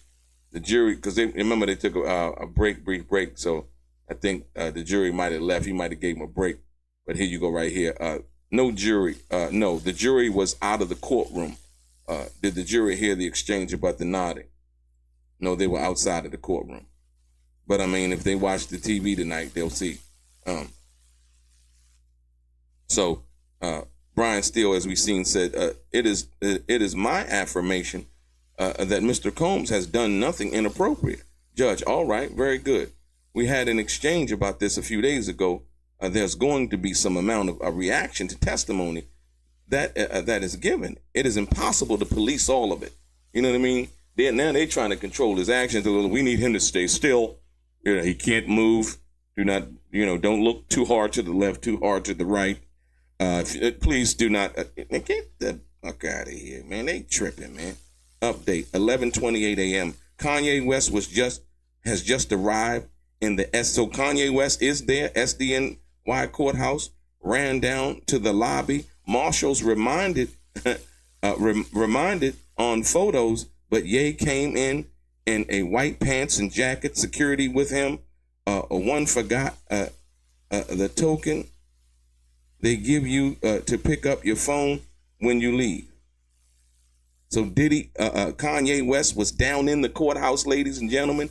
As you can see, it has been confirmed. Ye is in the building. Ye is in the building. At 11:28, ladies and gentlemen, approximately 5 minutes ago, if you will. Kanye West is in the building. Hit the like button, ladies and gentlemen. Hit the share button. We are here, Straight Game TV. If you have not subscribed to the channel yet, please do. We appreciate each and every one of you guys. Absolutely. Even if you ain't in the chat, all we ask for is your time. We ain't bumming, bond, or begging. You know what I mean? All we ask for is your time. And more importantly, share the information. Like I said, anytime that I can help bring something substantive to the game, you know what I mean? A little truth, a little fact. Like I say, uncut, straight raw, and we're going to do it just like this. Absolutely. And I appreciate everybody, that gave donations, y'all. Y'all definitely appreciate it. But let's get on with this testimony, man. I can't believe they tried that, though, y'all. I can't. Mr. Combs has been nodding his head, according to my colleagues. Like, come on, really? Come on. Damn. Is it personal or is it business? You know what I mean? As a prosecutor, is it personal or are you just doing your job? Sometimes it seems like it's a little bit more personal for them, man, than it is anything, right? I mean, at the end of the day.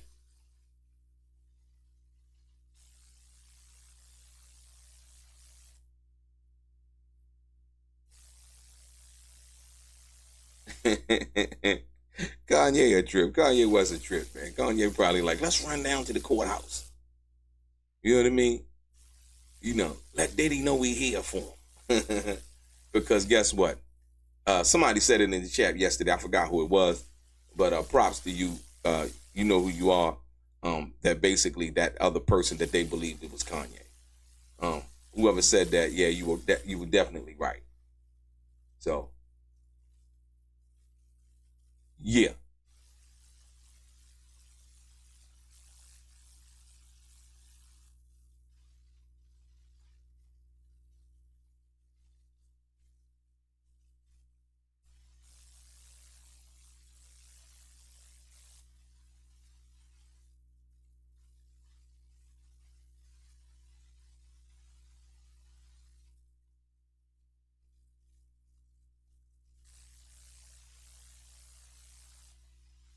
So just a little update on a vlog, June 13th, U.S. versus Sean Combs agent about guns and Two-Star Island in Miami. A defense trying to exclude jury issues to be addressed and Diddy's text about Gina. inner city press is covering. Yeah, and then they still trying. It's like, dude, if you don't have what you need, and it's, because a lot of evidence is being allowed in, like I said, but if you don't really have what you need, all of this other grabbing and trying to make inferences to stuff that, Gina not testifying, right? Okay. Here we go, y'all. Check it out.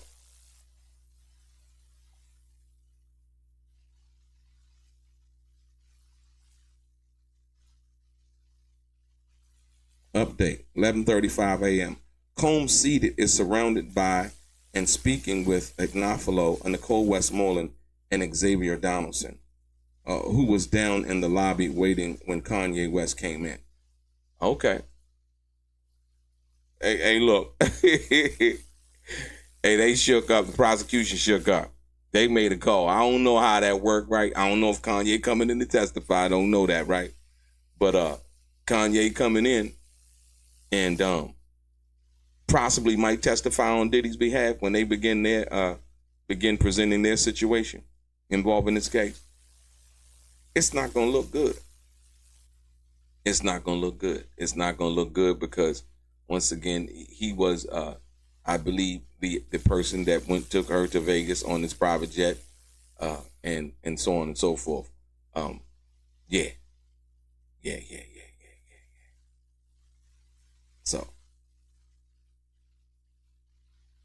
and they say Xavier Donaldson was downstairs. I don't know if he was waiting on Kanye, but yeah. It is what it is. Putting a little spectacle around the case, right? Kanye showing up. A little bit more drama like yesterday when they was arguing about, they gave Kanye West a suit and they didn't want to mention his name. That's what Diddy was arguing about.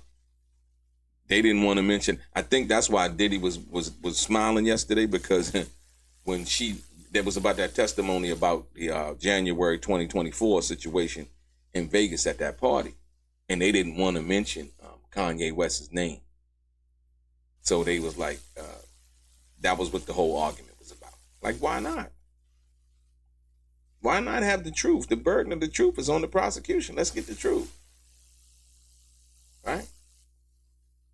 And we see right here, update 11:28, Kanye West has just arrived in the SDNY courthouse, ran down to the lobby. Marshals reminded on photos, but Ye came in a white pants and jacket, security with him.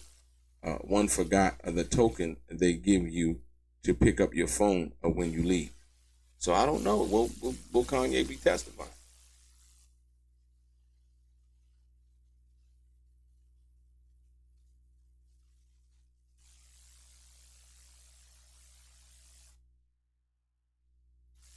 Little star power, man. Little star studded, man. Never hurt.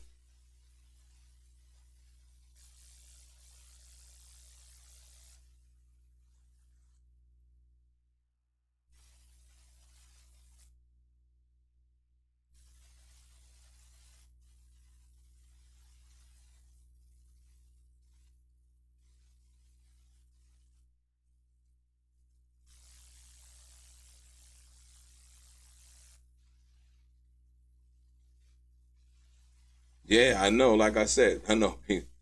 Yeah, I don't even get in that, man. Like I say, fact check. I hear what you're saying though. That's true. Like I said, people do what they want to do, and that's it. You're not responsible for what they do, what they say, or anything like that.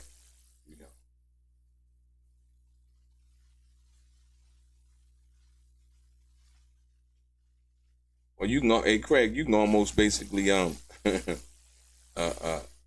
you can almost see it. I mean, yeah, it could be the Kanye West comes in, disrupts the Diddy trial. Yeah. Kanye West, anti-Semitic Kanye West, whatever. You know what I mean? So you can take like And Kanye West, to be perfectly honest, hasn't really made it easy on himself, you know? Recently, I heard he apologized for some of the comments that he made, you know what I mean? A lot of that stuff is out of place, though. Well, no, it's not about whether you doubt whether Ye getting on the stand. See, a lot of people don't understand. It's not whether he wants to. If they subpoenaed him, then he got to get on the stand. And when he get on the stand, he has the right to basically plead the fifth, right? And that's it. And the government offered immunity, then they offer him immunity. Like, I don't need no immunity. I plead the fifth. And that's that. You know, most of these people, you would be considered co-conspirators, right? Jane, they were co-conspirator slash victim, if you will, right? Jane, who else? Cassie, who else? They gave a couple, I believe the guy Kaplan, if you will. I believe he got immunity. There's a couple other people that, yeah, they gave immunity to. So.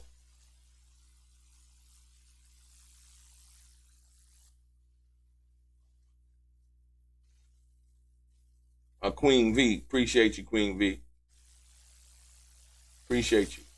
Thank you for the support.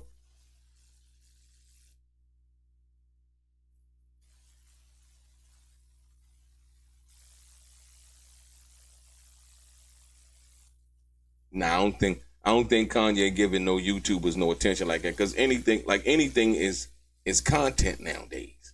So, you know, you got to kind of be careful about how you engage people, right? Because anything is content nowadays. You know, people, you know,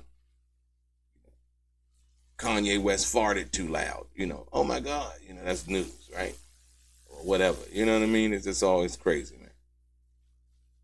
But like I said, it's not up to Kanye. Like most of these people that came through, like this person, Mr. Perez, that they just gave immunity to, right? We just seen it, you know, right here live, you know, on the feed. And more importantly, in doing that, you know, they gave immunity to him, but he was subpoenaed to be there.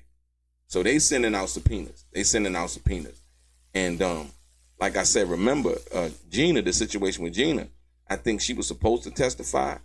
I don't know if they had subpoenaed her yet, but I don't think they got an opportunity because she disappeared.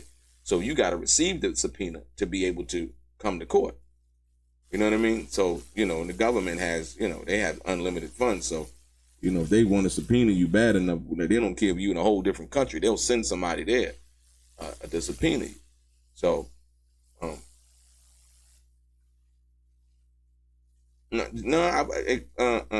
don't think Jane is unstable, though, Classy. I don't think she's unstable.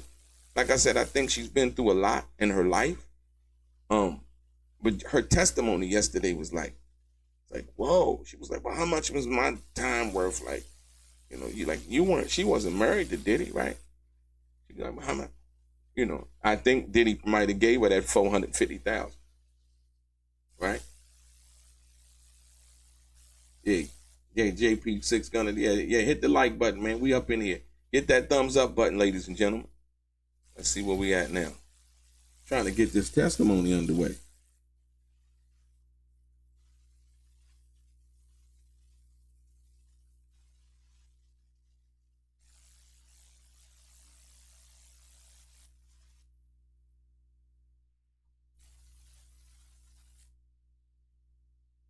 Tanya B said that chick's unstable. Why you say that, Tanya B? Why she unstable?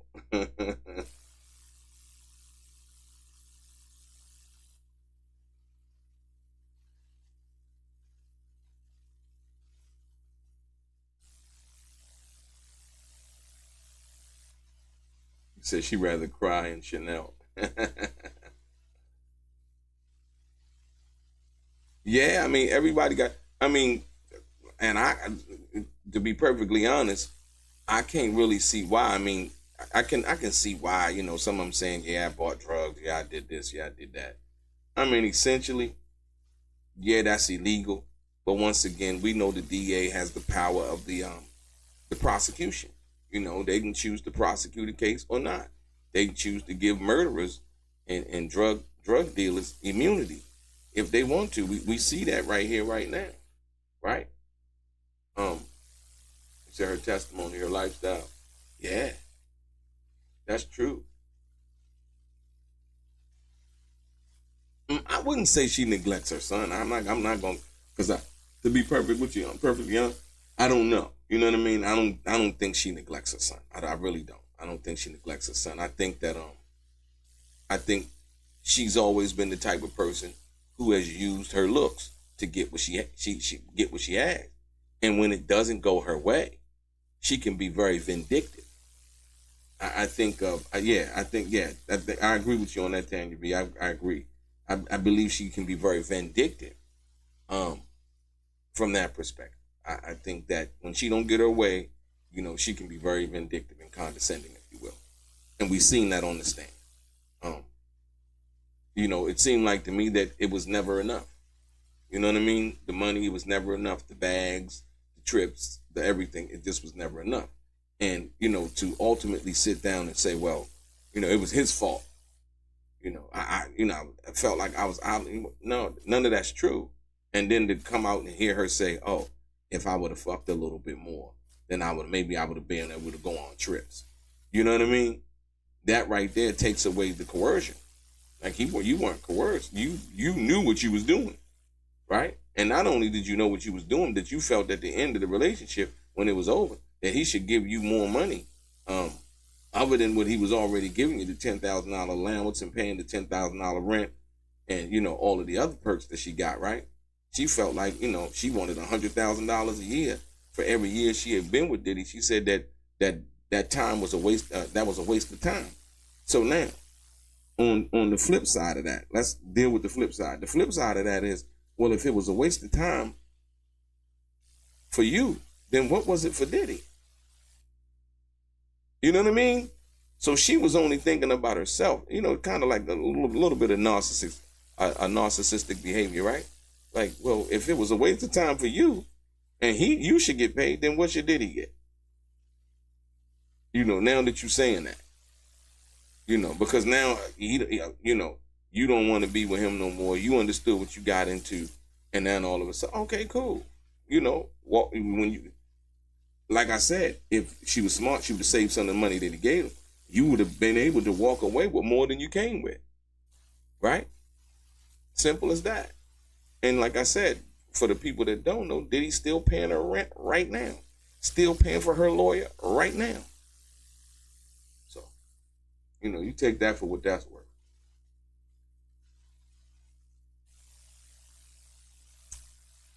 Let me see something. Let me see if I can.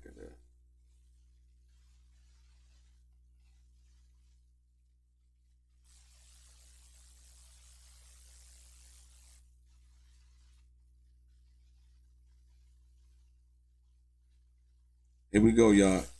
8 seconds ago, 11:46 a.m. Trial resuming. Judge, all rise. Jury enters. Government may call the next witness. Government calls a Jonathan Perez. Witness takes a stand in brown tie and a brown shirt.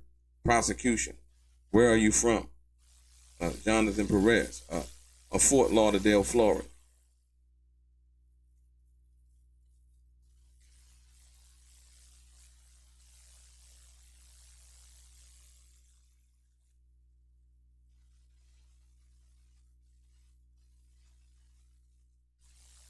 Here we go, ladies and gentlemen. Underway.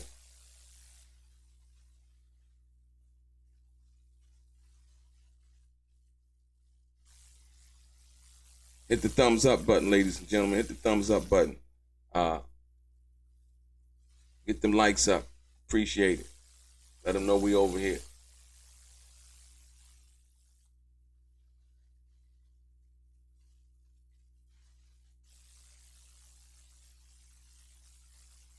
Ray Johnson in the building.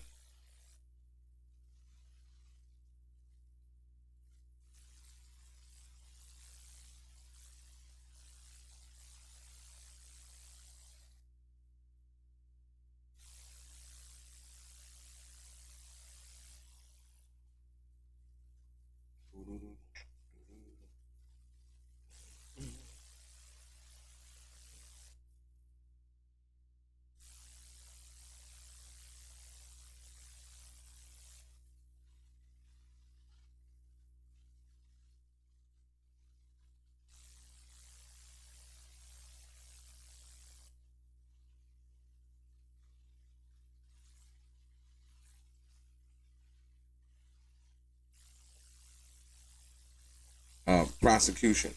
What was your work, Perez? A personal assistant to Mr. C. Sean Combs. Prosecution. From when?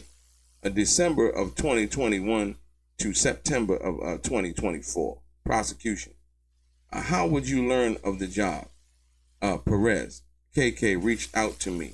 Christina Karam. I had interviewed with her for the same job.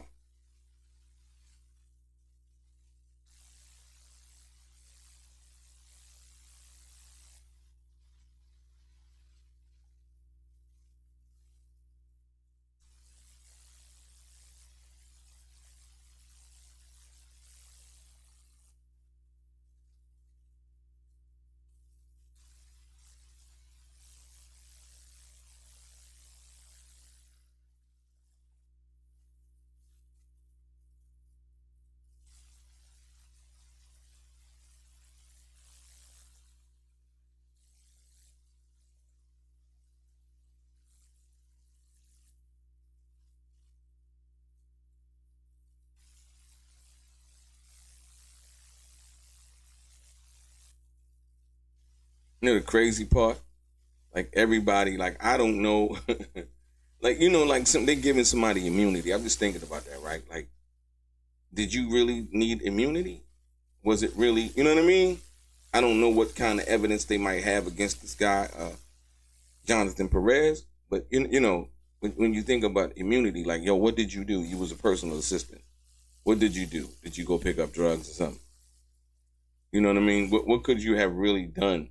Like I said, we understand where the money came from, right? We seen the rise, the fame, we seen, all of those things, right?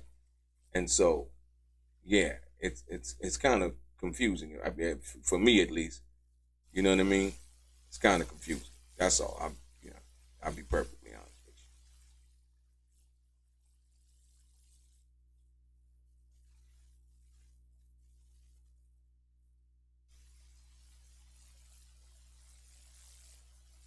Here we go, ladies. Moving pretty swiftly today.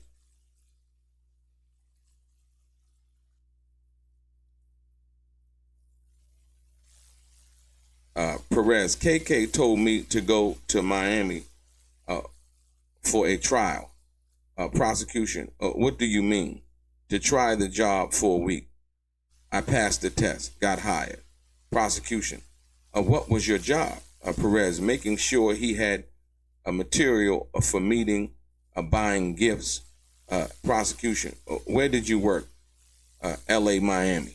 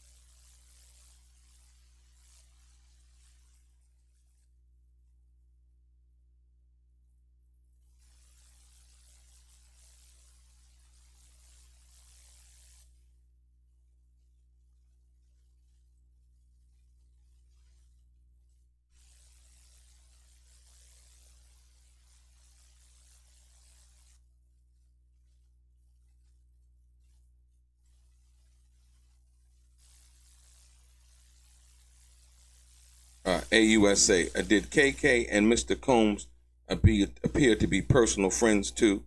Perez. It would depend on the day. Prosecution. And you and Mr. Combs? Perez. First 6 months, little interaction. I was KK. It was KK who gave me instructions. AUSA. Then from Mr. Combs. Yes.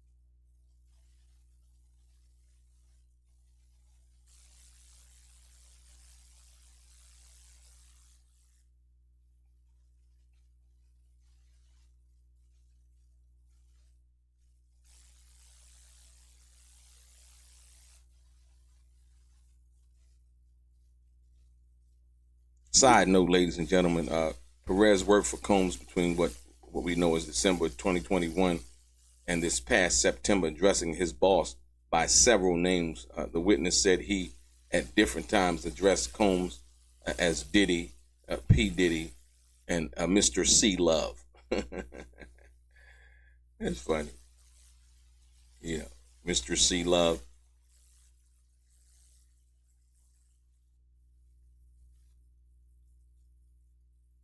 It's crazy.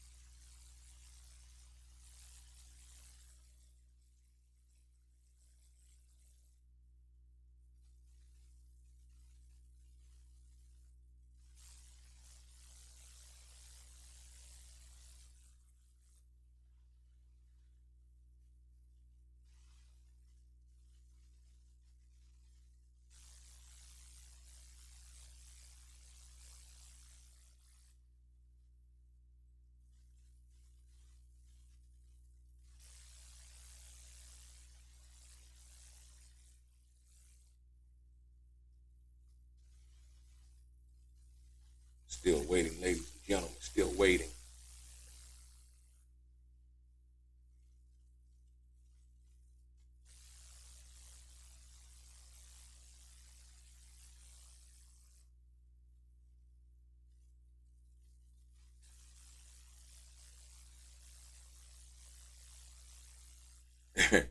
This is another side note about Kanye, ladies and gentlemen. With the jury back in the courtroom and Ye, a.k.a. Kanye West, causing a stir outside, the government has called its next witness, Jonathan Perez. I told you, Ye came to shake up shit a little bit, right? He is an assistant who worked for Sean Combs while he was dating Jane, a woman who testified under a pseudonym this week that Combs sex trafficked her, right? Once again, like I said, I was trying to explain to some people last night that she was to be alleged as a victim. Jane mentioned an assistant named Jonathan several times during her testimony.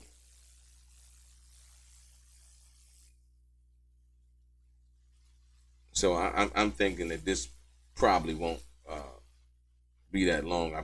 I would think Jonathan probably went and got drugs. Or Jonathan, I think she mentioned Jonathan gave her the drugs or something like that, ladies and gentlemen.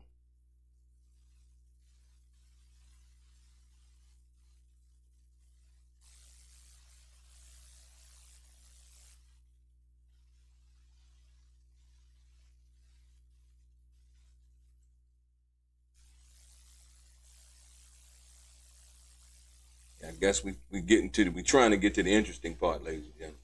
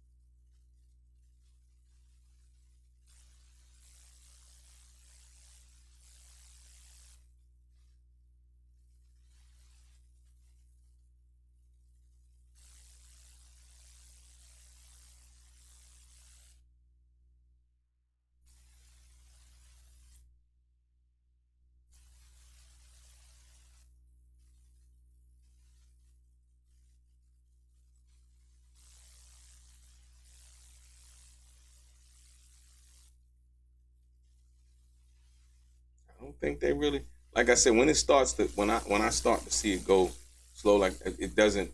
There's nothing that they're probably saying, or at least from our perspective, that warrants even being mentioned. Like I said, once again, I'm thinking that Yeah. Yeah. Well, they're trying to make it look as if, and they're trying to make it appear as if they have like this. These people are given immunity because they're basically co-conspirators, which is simply not true. I mean, entertainment, the music industry has always been sex, drugs, and rock and roll. I wouldn't say sex, drugs, and rock and roll from that perspective, but that was one aspect of how, it was viewed, as long as you were white and you were doing it. You know what I mean? Oh, it's sex, drugs, and rock and roll. You know what I mean? Diddy, on the other hand, from that perspective, from what we didn't know back then about various other artists and things like that. I was watching the thing on the Bunny Ranch yesterday, and they were talking about how Vince Neil would come out there at the Bunny Ranch in Vegas, and they would do various things like that, and never really made the news. It's a lot of stuff, man. But here we are, Sean P. Diddy Combs, 2025, June 2025. Yeah, on trial.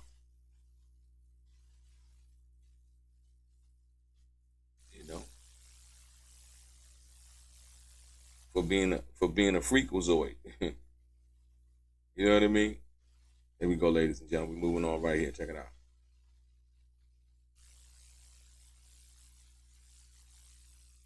Remember that song? I'll be your freakazoid. Come on and wind me up. You know what I mean? Yeah. Prosecution. When you were employed by Mr. Combs, were you aware of the term King Knight? Perez. Yes. Mr. Combs going to a hotel to have private time with a female. Prosecution. Let me show you a photo under seal. I will refer to her as Jane Perez. Yes. She was a guest. She was a guest.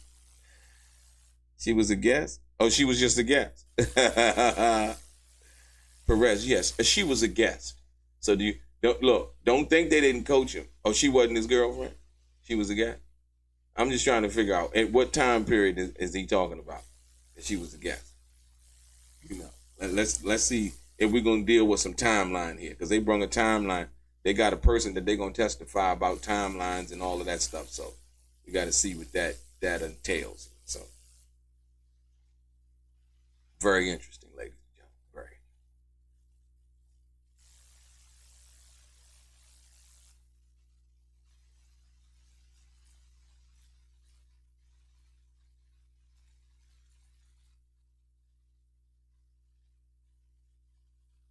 Now, once again, notice how he said that she was a guest after, and I'm sure he watched, seen some information in regards to Jane and Diddy having a relationship.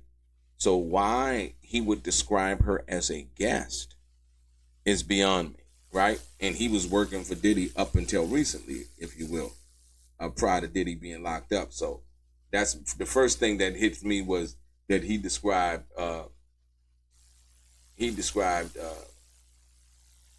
her as a guest and not as Diddy's girlfriend or whatever. So we're gonna see where that goes, if it goes anywhere.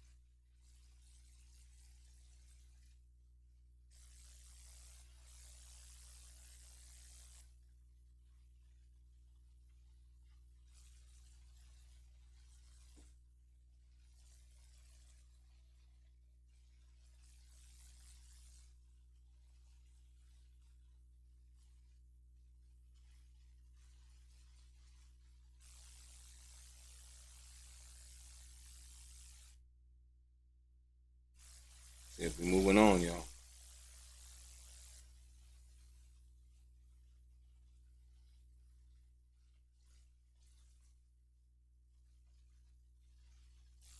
Prosecution. Did you include honey in your setups for King Nights? Perez, yes. Prosecution. See what I'm saying? What are you talking about, man? Okay, yeah, he was an assistant. That was his job. Yeah, set it up for me, man. Right? But set up a prosecution. Why? Perez. Honey increases a man's libido. Right? Prosecution.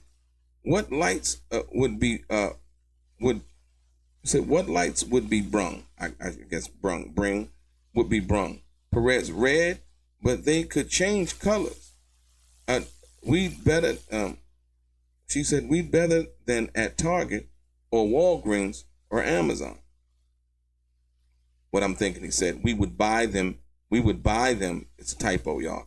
We would buy them at Target or Walgreens or Amazon. So it was lights, camera, action, Daddy. Or Diddy, you know what I mean? Yeah, it was lights, camera, action, man. Lights, camera, action.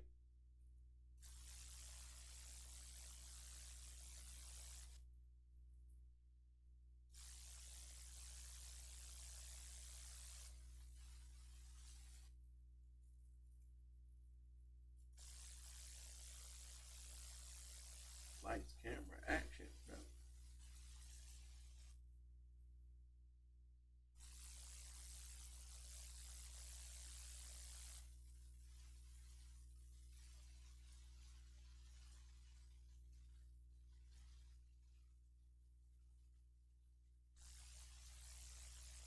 Why would you buy honey? You know what I mean?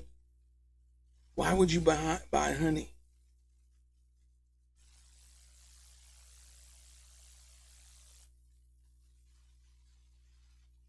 Like I said, we see what's going on, ladies and gentlemen.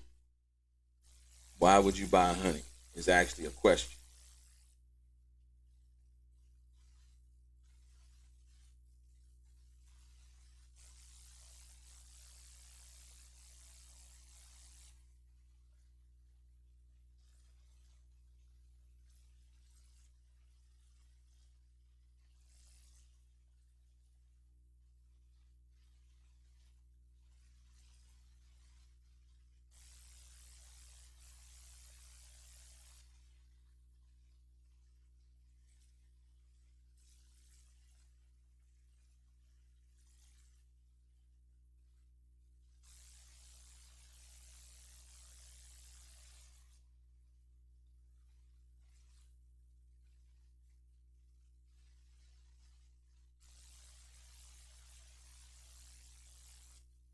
Prosecutors, would you make purchases at sex stores? Perez, yes. A prosecution, would staff do cleanup after King Nights? Perez, yes. I did it. It was in disarray, sheets and towels and oils. We would go to collect everything. Prosecution, after the King Nights?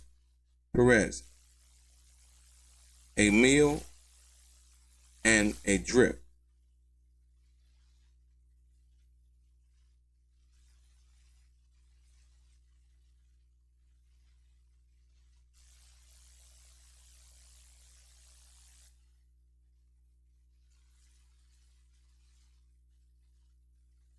She's gonna be like, when you say a drip, what do you mean? We would get IV drips because we would be exhausted, or they would be exhausted.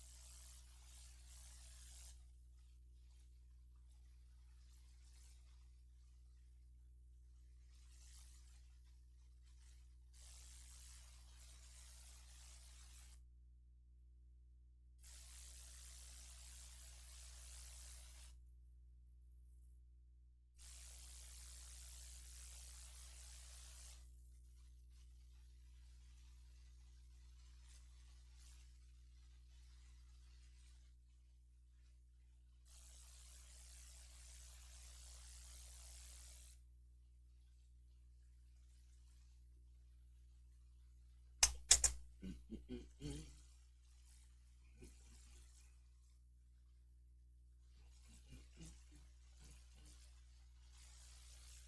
come on, let's go.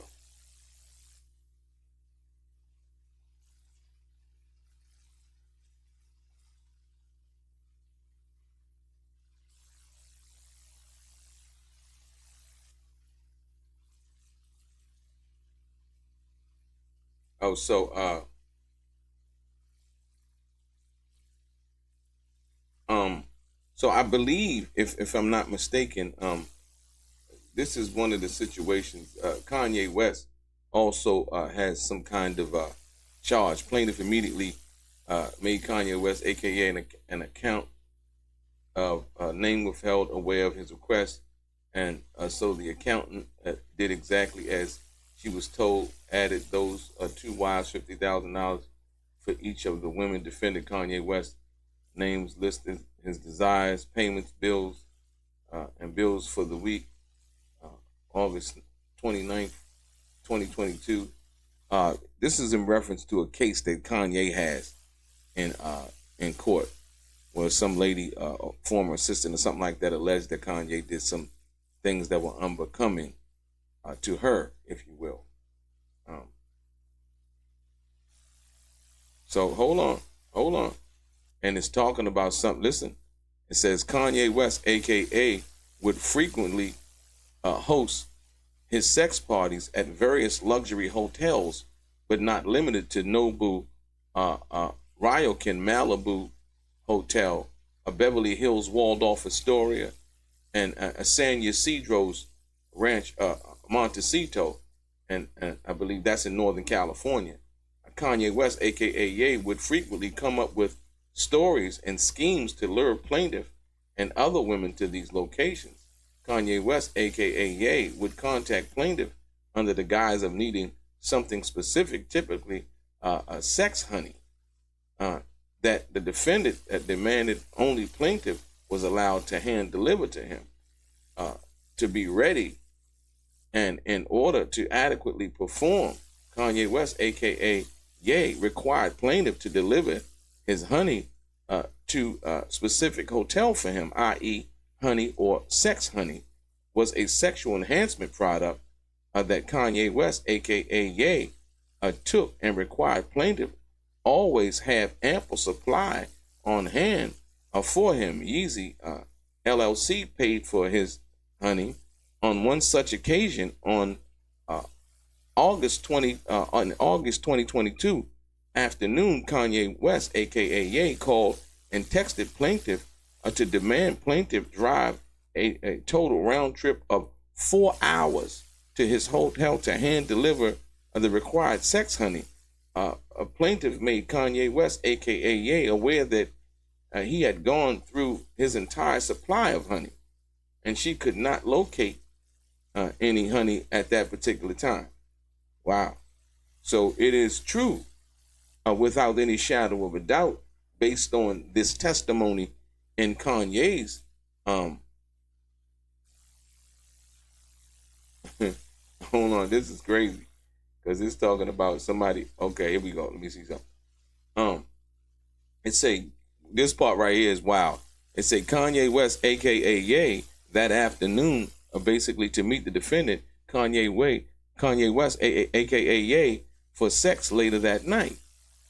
This is the person who's suing him, right? Approximately 7 hours before Kanye West was expected to meet with the woman he was trafficking. Listen, he was trafficking from New York for sex. Listen to me. I'm telling you, they're making it so that you can't even, what's the name now? You can't even, like I said, fly somebody out to be with him and all of these other things. Now it's trafficking. Here we go, ladies and gentlemen, 6 seconds ago. The prosecution, Mr. Perez, is this your text message? Jonathan Perez, yes, it's me, KK, and Joey. Prosecution, KK asks, how is the setup going? How much longer do y'all need? What did you write back? I wrote, I got fruits and shakes and will ask Jane about outfits. Right, okay. Yeah, that was his girl. hold on. So this is back to the Kanye West thing. I'm dibbing and dabbing on Devil. So Kanye West is basically, I think he's being sued civilly.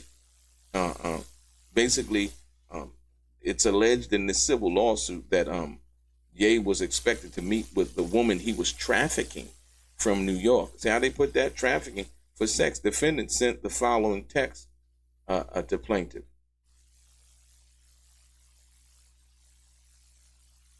It says put 50K name withheld account and in name withheld. So $50,000, the name withheld account and name withheld. Wow.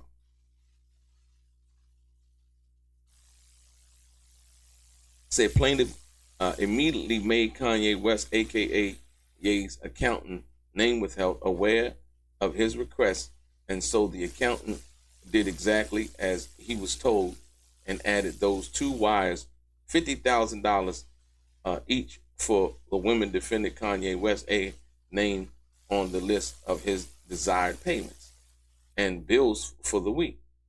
Wow. Wow, these dudes out here paying a lot of money, man. $50,000. I don't know what it's for. You know what I mean? Ye weekly Zoom call with Chase Bank to personally authorize the wire of $50,000 for the woman name withheld be brought from New York, as well as other wires and bills he previously approved and instructed his accountant to include. Wow. So, yeah, this is interesting, man. Kanye West and Diddy and wow.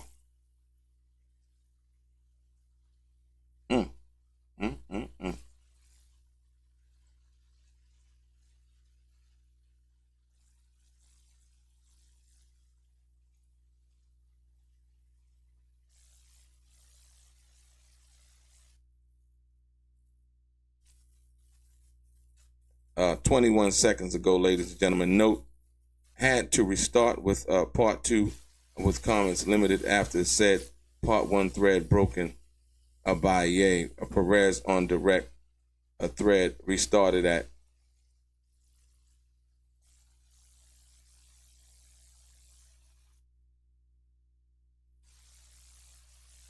here we go right here.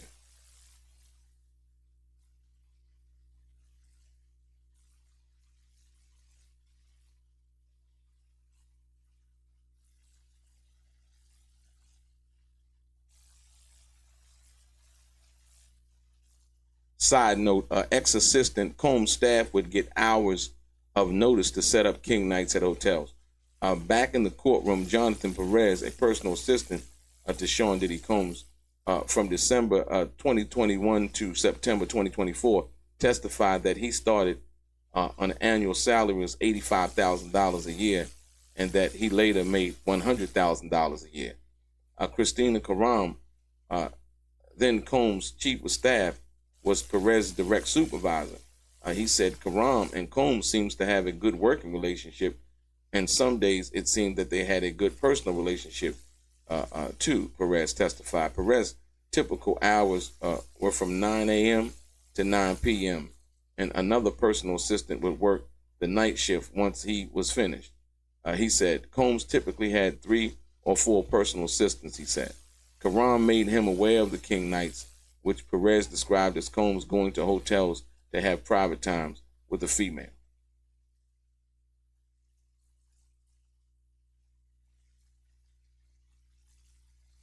This is a bit of contextual information, if you will.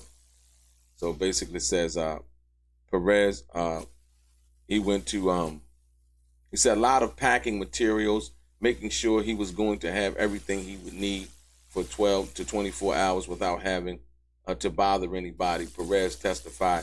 Perez brought food, liquor, music, red lights, condom, lubricant, and sometimes honey.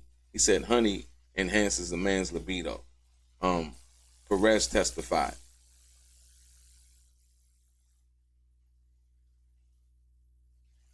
Perez, basically, another side note, testified as to what happened after King Night. Jonathan Perez, a former assistant for Sean Diddy Combs, said he cleaned up after the King Nights. The room would be just a bit of a mess and in disarray, Perez testified. Just like lots of sheets, towels, oils, he added. Perez said his main purpose of cleaning up was to make sure no items were left behind. Former assistant testified that Combs and his guests would be tired when they saw them after the King Night. Right? Let's see. So yeah, they were talking about the IV drips, right?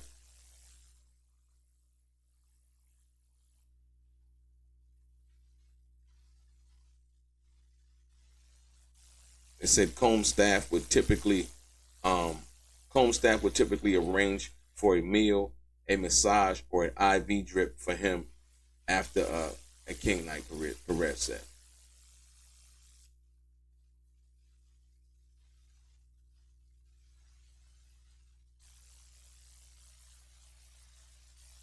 So I guess that was that.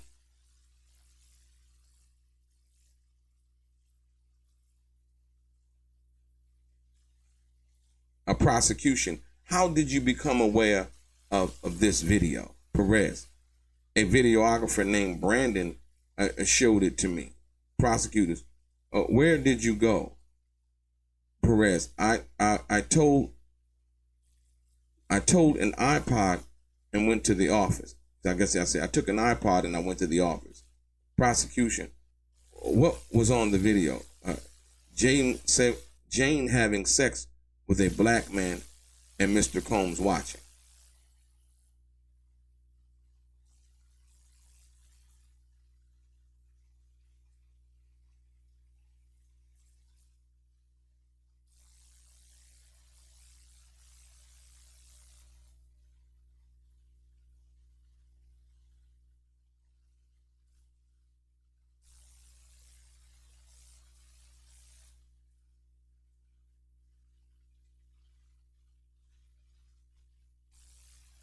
Prosecution. Did you tell Mr. Combs? I did.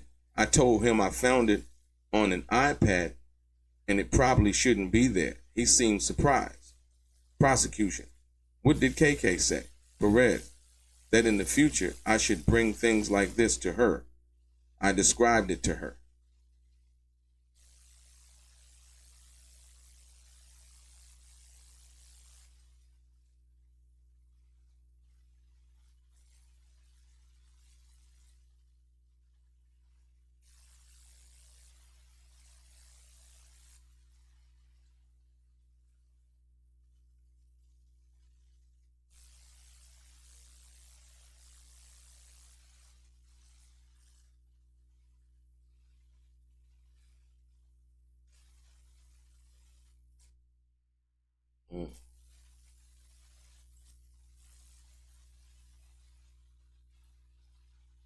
Wow.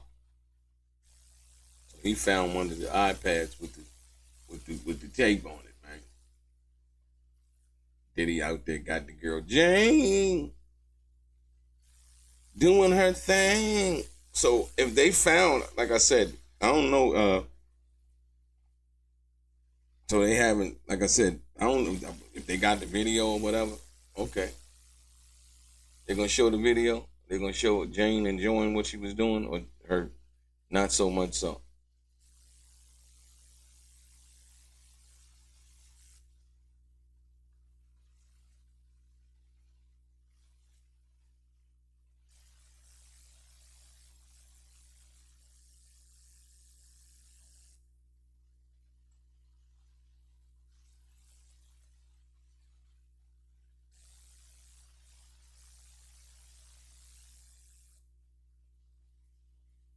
Prosecutors, did you speak with her about it again, Perez? KK says she had gotten a call from someone outside of the company talking about the video in some capacity. Prosecution, did you record that conversation? Perez, no. Were you aware it was recorded? No.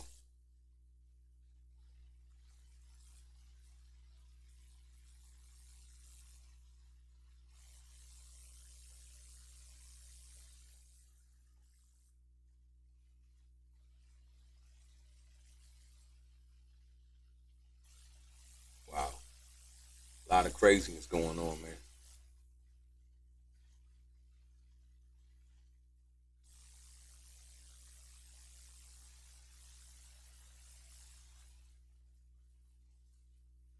Hey, yeah, exotic beauty. Yeah, like I said. Oh no. Oh, exotic beauty. Oh, there's somebody out there. Somebody out there that think they can save and rehabilitate her. Right? You know, she gonna put her pretty back on, man, and she gonna go back out there and nab somebody else. I'm telling you. You know what I mean? You know, she's semi-somewhat famous now.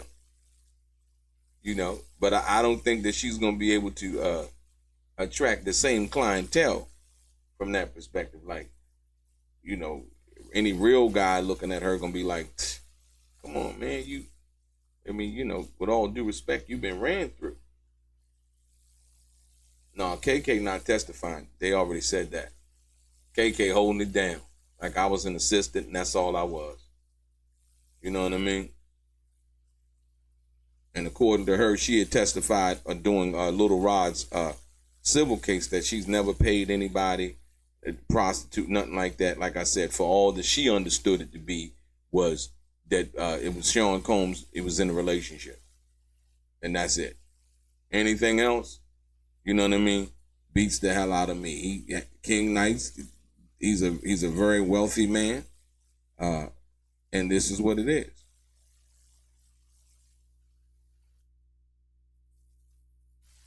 Yeah. So understanding that, you know, when you're thinking about the big picture, you know, hey, this is what it is. I think they probably get one more question in before they go to lunch, or they might go to lunch real soon. We're gonna see how they roll with that flow.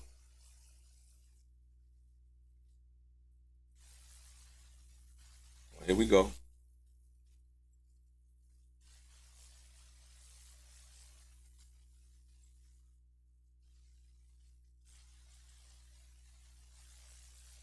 Prosecutors, show the stipulation a seizure of Christina Karam's cell phone.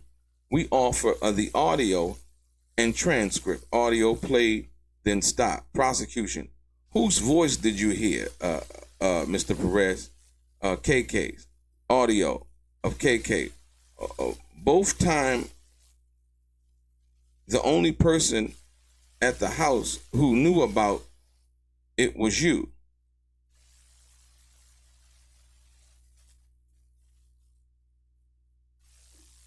So I guess she was recording the conversation of Mr. Perez, but he didn't know he was being recorded from that perspective.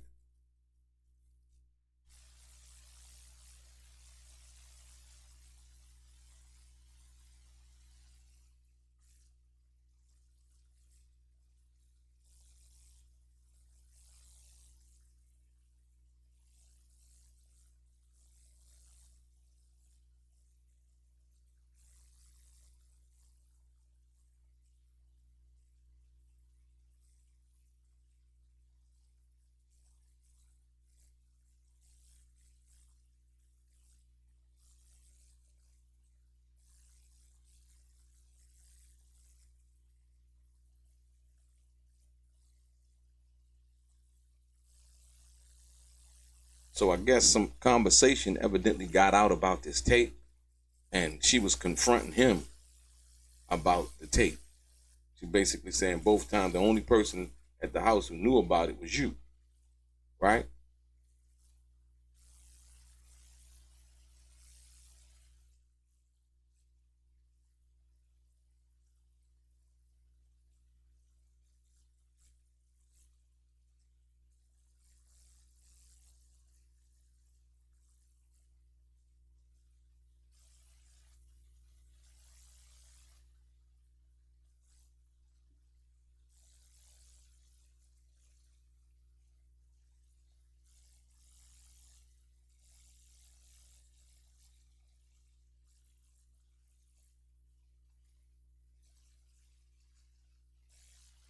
Here we go, ladies and gentlemen. Check it out.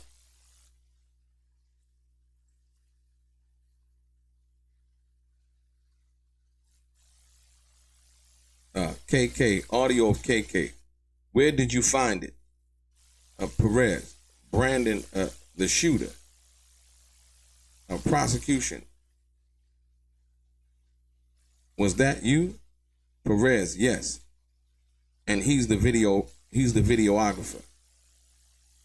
Perez, Brandon was like, something is on the iPad I shouldn't see. They start KK. Was there anyone else in the theater? Perez, maybe Gio.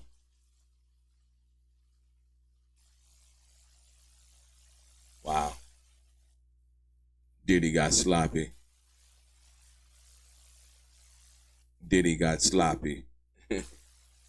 Point blank, period. Like some certain things you can't make an excuse for. You know what I mean? Certain actions and behavior you can't make an excuse for. You got sloppy.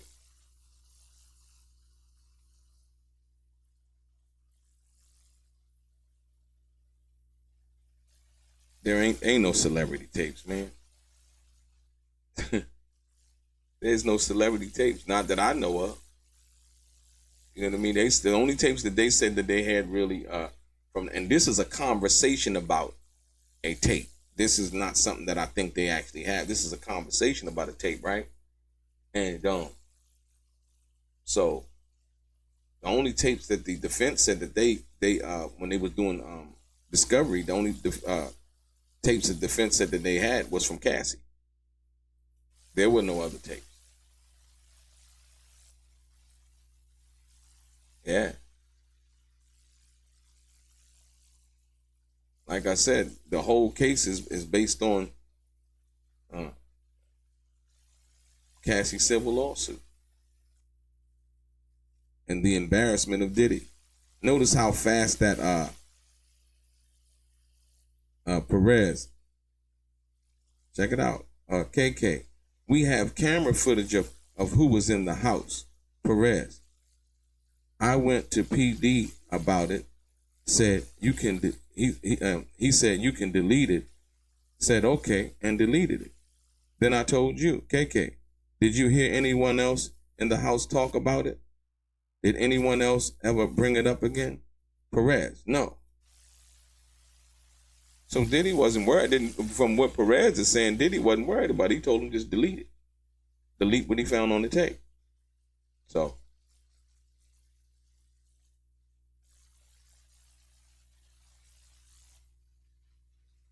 Interesting.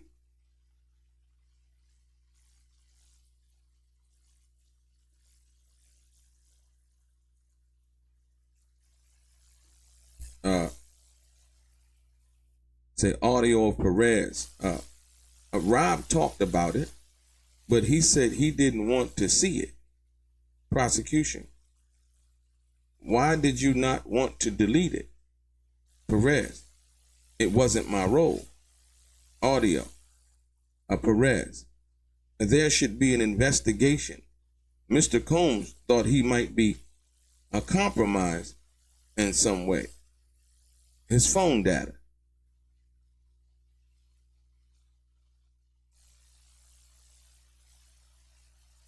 I mean, rightfully so. I mean, you got something on the phone or whatever it is, right?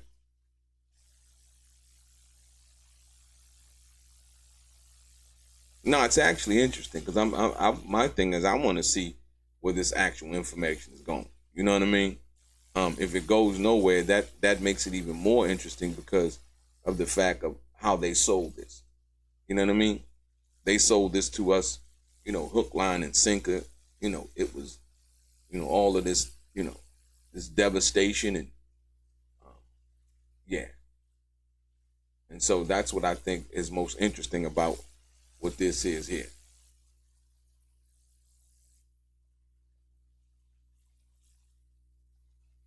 Yeah, I was thinking about that just a minute ago, Mark Jack. But that would be, I don't think they were hacking them, but I mean, technically, Apple has a really good security system. Remember the FBI tried to hack, try to open up the guy's phone. They couldn't. And so I think, from that perspective. But like I said, he said that he deleted it. Diddy told him to delete it, and he deleted it. So, I don't see anything wrong. After that, I don't really see anything wrong.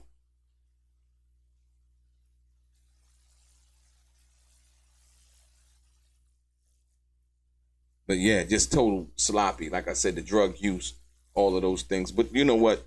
This kind of goes to the fact that if he's running this intricate ring and sex trafficking, none of this stuff is going to be left out just to be left out like that. Like I said, this is somebody who was just having way too much fun, who was a freakazoid, you know what I mean? And yeah, that's just simply what it was.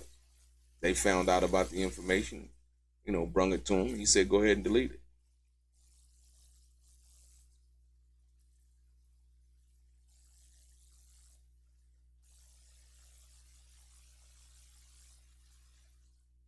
Nah, I mean, I wouldn't even say protect his image. They're trying to protect that job. He making $100,000 a year. Come on, man. You know what comes first, man. Self-preservation. Somebody paying him $100,000 a year. You running various errands. You know what I mean? I think on the side, what you saying, confidentiality is a whole nother thing that I think that was very important. But shit, he paying him $100,000 a year just to, and like I said, even then he was there, from 2021 until current,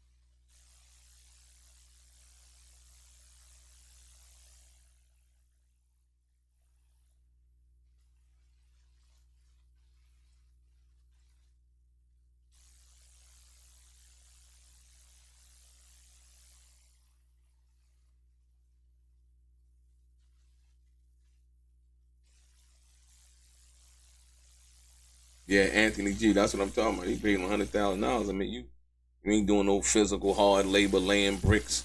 You know what I mean? No back breaking work, right?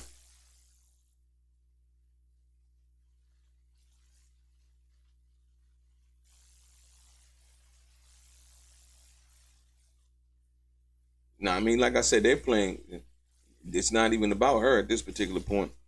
They confiscated her phone, and this is the information that's on her phone.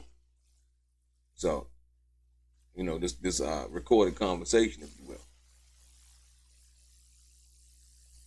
I mean, but like I said, this is all about. Seem like it's work product to me. It ain't really nothing, devastating as they trying to make it seem. It seems like it's just a bunch of work product. Did you clean up? Oh, I found the iPad, blah, da, da, da. This is what it seems to have on it. Here we go right here. Prosecution. Let's pull up the next one for the jury. Audio of Perez. I told Rob I found something private on the iPad. He said he didn't want to know. KK. Was anyone else in the theater except for you all and Gio? Perez, no. You can see why Christina Karam was Diddy's assistant, because she was doing her job. Like I said, a prosecution. Was Chef K in the theater? Perez, yes.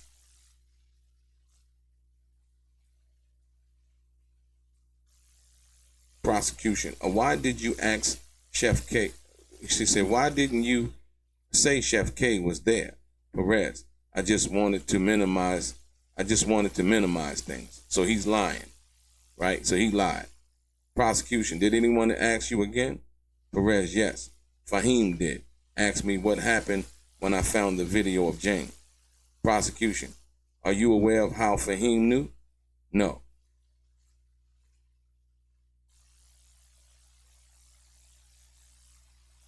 So the chef was there, right? And I think she's going to be testifying. So Diddy's chef was there, but he lied about that. Said him and some guy by the name of Gio was the only ones there, and the videographer, right? But then come to find out later, he was lying about that. Interesting.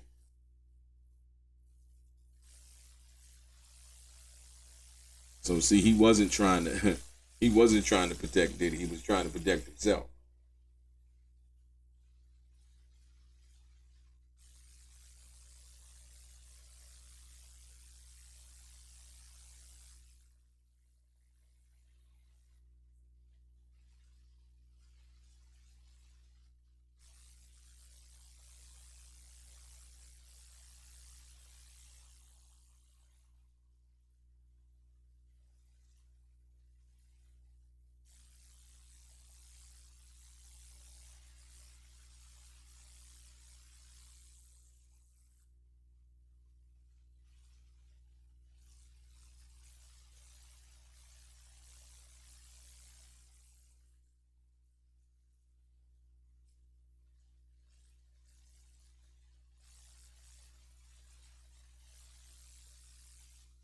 Ladies and gentlemen, as you can see, they're going on break. I appreciate you. We're going to be back after the break, ladies and gentlemen. Your boy Straight Game, stay with me. Don't go nowhere. After the break, we will be here. They said Tupac was untouchable. But behind the walls of Rikers Island, he was just a man, wounded, watching his back, and wondering who he could trust. He survived bullets, betrayal, and isolation behind bars. But what happened inside those walls has never been told until now. In the darkest corner of Rikers, he found betrayal and a brotherhood no one saw coming. These dudes smiled in my face, then flipped and tried to kill me, and I never saw it coming. They were Puff's security, Biggie's muscle, Henchman's people, and Tupac knew exactly who sent them. This is the side of Tupac Shakur the world never got to see, told by the man who lived it with him, not in the studio, but in a 6x9 cell. The rap battles, sex and drama with female guards, the tears, the silence after Jada Pinkett's visit, and the moment Tupac almost broke. Before Death Row, before All Eyes on Me, before Machiavelli, there was Rikers. Behind the Walls with Tupac Shakur, available now on Amazon. Get your copy. Learn the truth.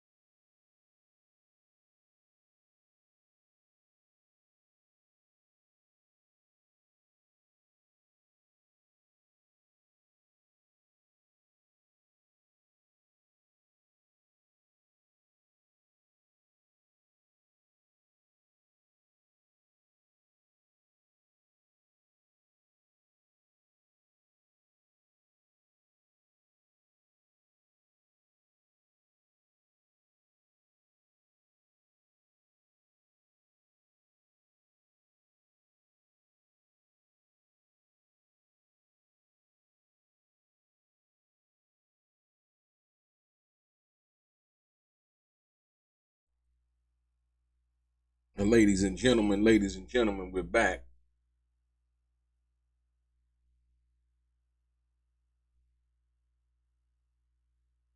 Let's see.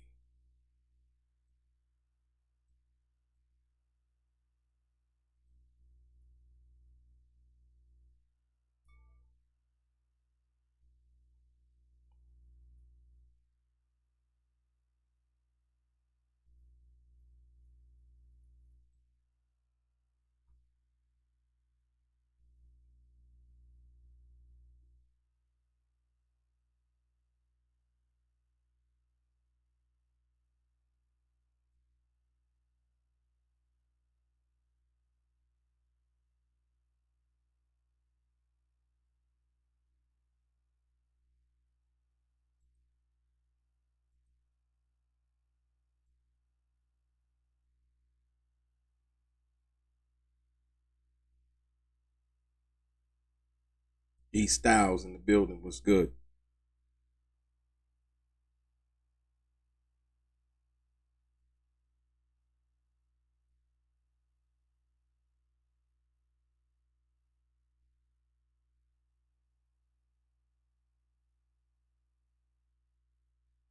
You see, as you can see, the judge, it's not possible to police every glance or gesture in the courtroom. However, let me reiterate, no one, and I mean no one, should be attempting to influence the jury. That includes gestures. Combs nods silently in acknowledgement. I think, once again, they're basically trying to say that Diddy's trying to influence the jury, ladies and gentlemen. No one, absolutely positively nobody. To try to single him out like that, it's I think it's sad. But I mean, you know, people do what they will, man. AUSA Comey, just to be clear, I'm not asking for a curative instruction or that Mr. Combs be removed. Listen to the language. You got to listen to the language that I'm not asking for a curative instruction or Mr. Combs be removed. I just believe it's inappropriate for him to nod so empathetically, especially when the witness is simply responding yes or no. I mean, what else does she want? I mean, well, you know what I mean? Like, what are they talking about? And she's saying that somebody else told her she didn't see it. So how does she know that he was nodding empathetically, right? And to what feeling empathetically? You know what I mean? You know, that's one trying to Mr. Glenn, what's good? Yeah. Like I said, who's that? Wilhelmina and Hinton. So when we talk about that, yeah, that's crazy. I don't understand that. I really don't. I really don't. So, I guess that's just what that is, right? From that perspective.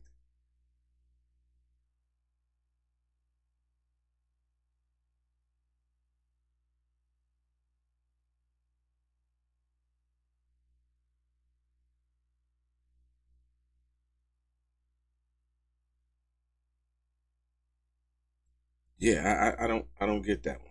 Because sometimes some stuff you're not gonna get though, right?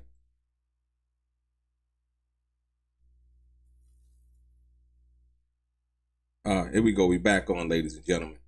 The prosecutor, and part of your responsibilities included setting up what we're referred to as king nights. Jonathan, yes, myself and other assistants would prepare hotel rooms for him, sometimes with candles, clothes, and things like that. AUSA, I'm showing you a message from August 12th of 2023. You sent this to Mr. Combs and Jane. Can you read what you wrote? J. Perez, just left 2 candles and room, a phone in front of the room door. I'm only 9 minutes away if y'all need anything. Okay.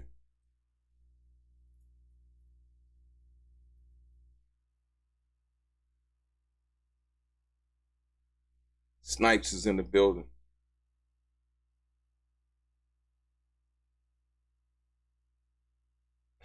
He said, committed a RICO. I know, right? I know, right? Right or wrong, right? Right, Snipes, I hear you, right? JP6 Gunner Anonymous 3. Universal Ass.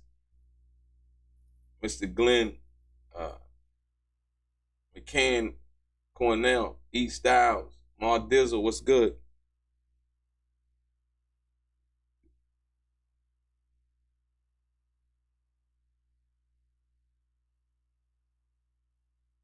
Yeah. Queen for Life, what's happening? Yeah, yeah. Yeah. They gave him immunity too. JP6 Gunner, so he got immunity too. So for all of what that means, you know.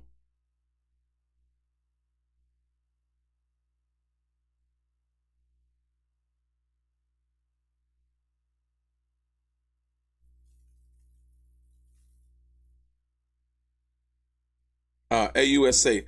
Let's look at another message. This one from May 2023. Miss Karam asks how cleanup was going after a hotel night. Do you recall what the assistant replied? Perez slipped and fell twice. AUSA. Let's move on to a separate incident, one involving a video.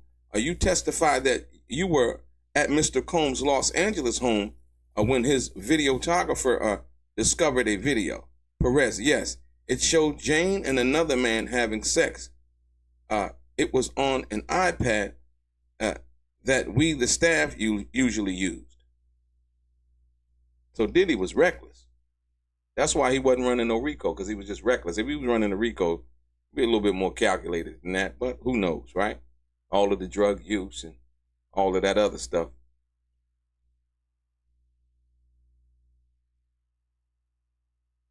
I know, he got to slip and fall, right?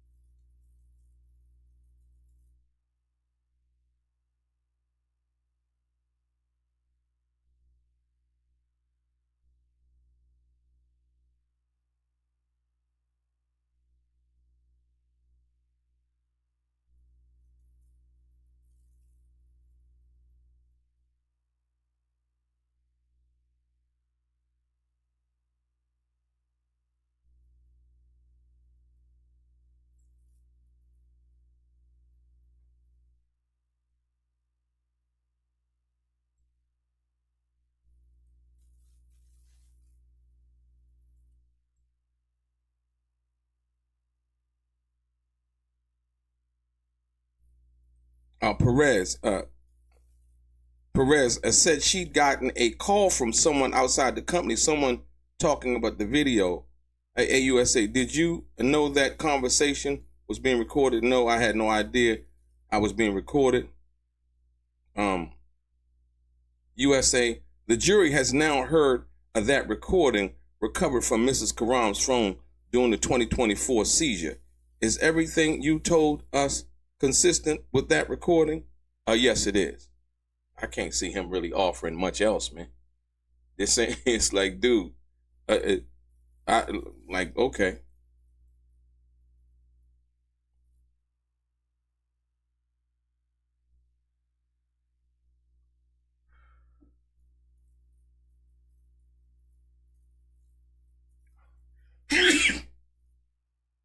Excuse me.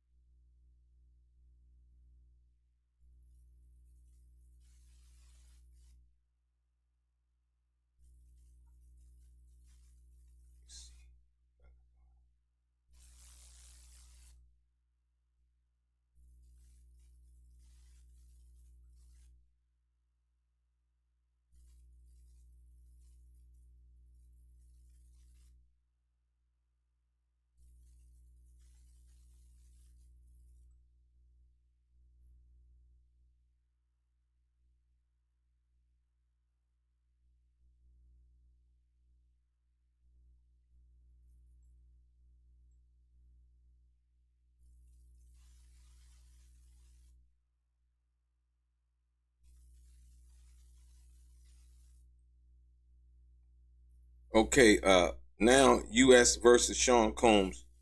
Let's see. So 4 minutes ago, they're back. Jury and Xavier Donaldson, Your Honor, wanted us to address the jury and number 6. Judge, we can do that another time. Call me after Mr. Perez. We have exhibits to introduce so we can get our summary charts together over the weekend.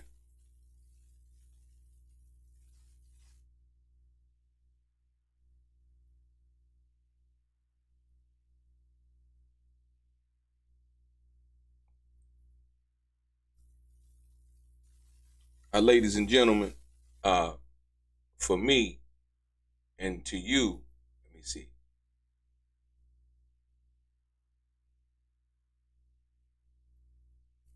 For me to you, I'm going to wish everybody in the chat today a blessed Friday. Like I said, more importantly, hold it down. Hold it down.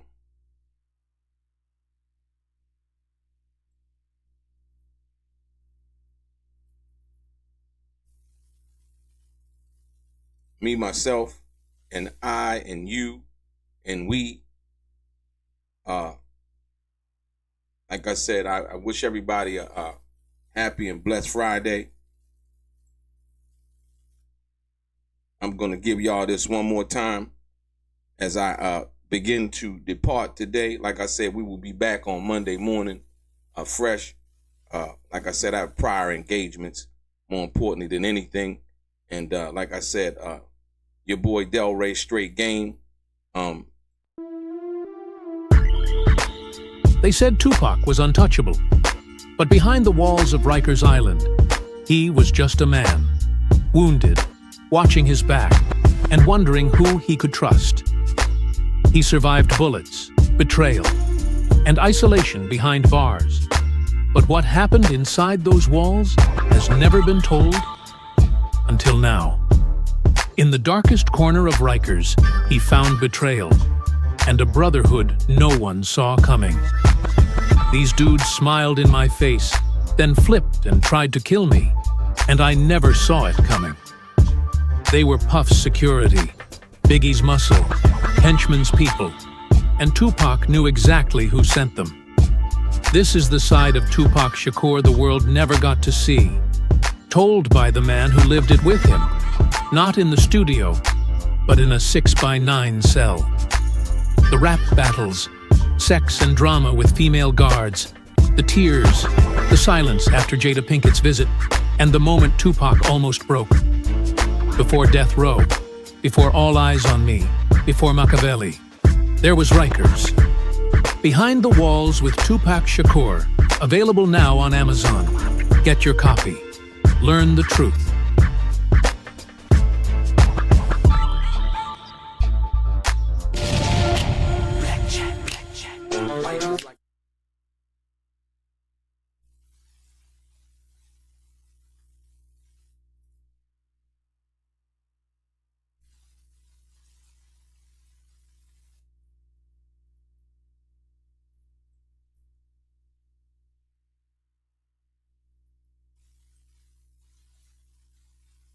Judge, all rise. The jury enters. AUSA Smizer. Mr. Perez, you were subpoenaed, and do you have an immunity agreement? Yes. Let me show you this. What is this? Mr. Perez, Mr. Combs' Gucci pouch. Prosecution,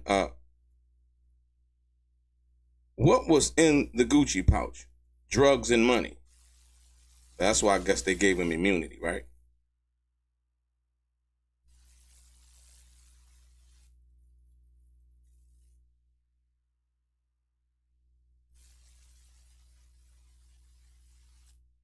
Drugs and money.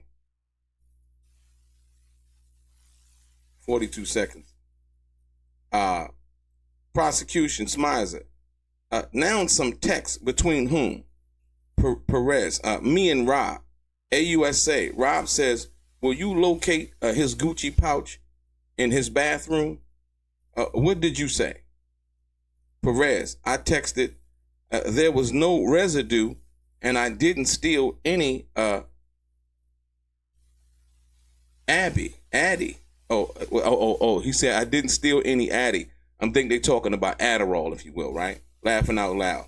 Prosecution. Meanwhile, meaning what? Adderall. Yeah, it was Adderall. I didn't look at that line. Like Addy.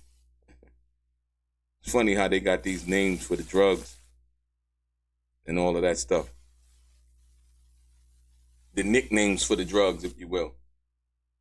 Yeah, I appreciate each and every one of you guys, ladies and gentlemen. Absolute. I just couldn't leave y'all hanging. They came up with some more testimony, so I'm like, I gotta bring it to you. You know what I mean? Too bad the people that left, but it's all good. Yeah, we'll definitely be back on Monday. Sometimes they be moving so slow. Like I said, once again, Mr. Perez has immunity, as you can see, right?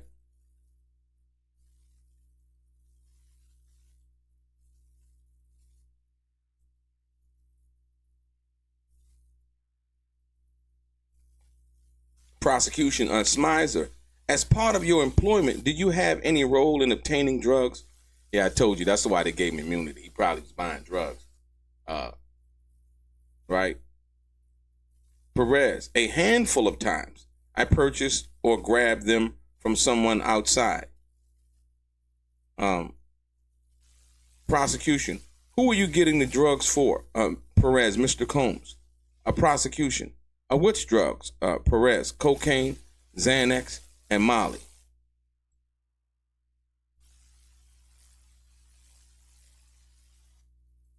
Those drugs sound like somebody's friend. You know my friend cocaine, Xanax and Molly? Yeah, she was coming over to, you know what I mean? The way he said it, right? Crazy.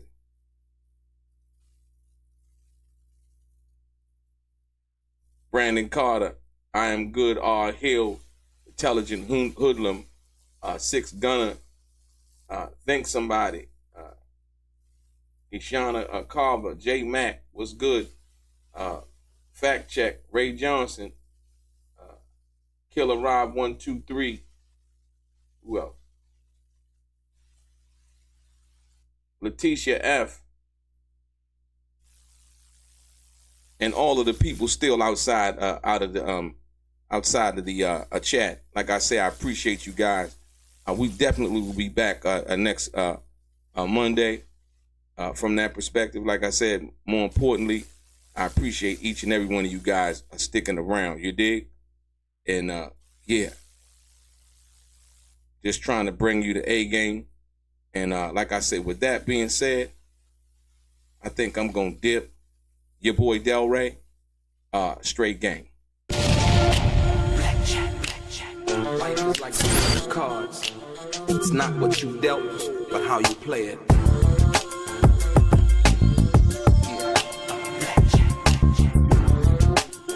Play each situation correctly. I remember they used to laugh at a brother.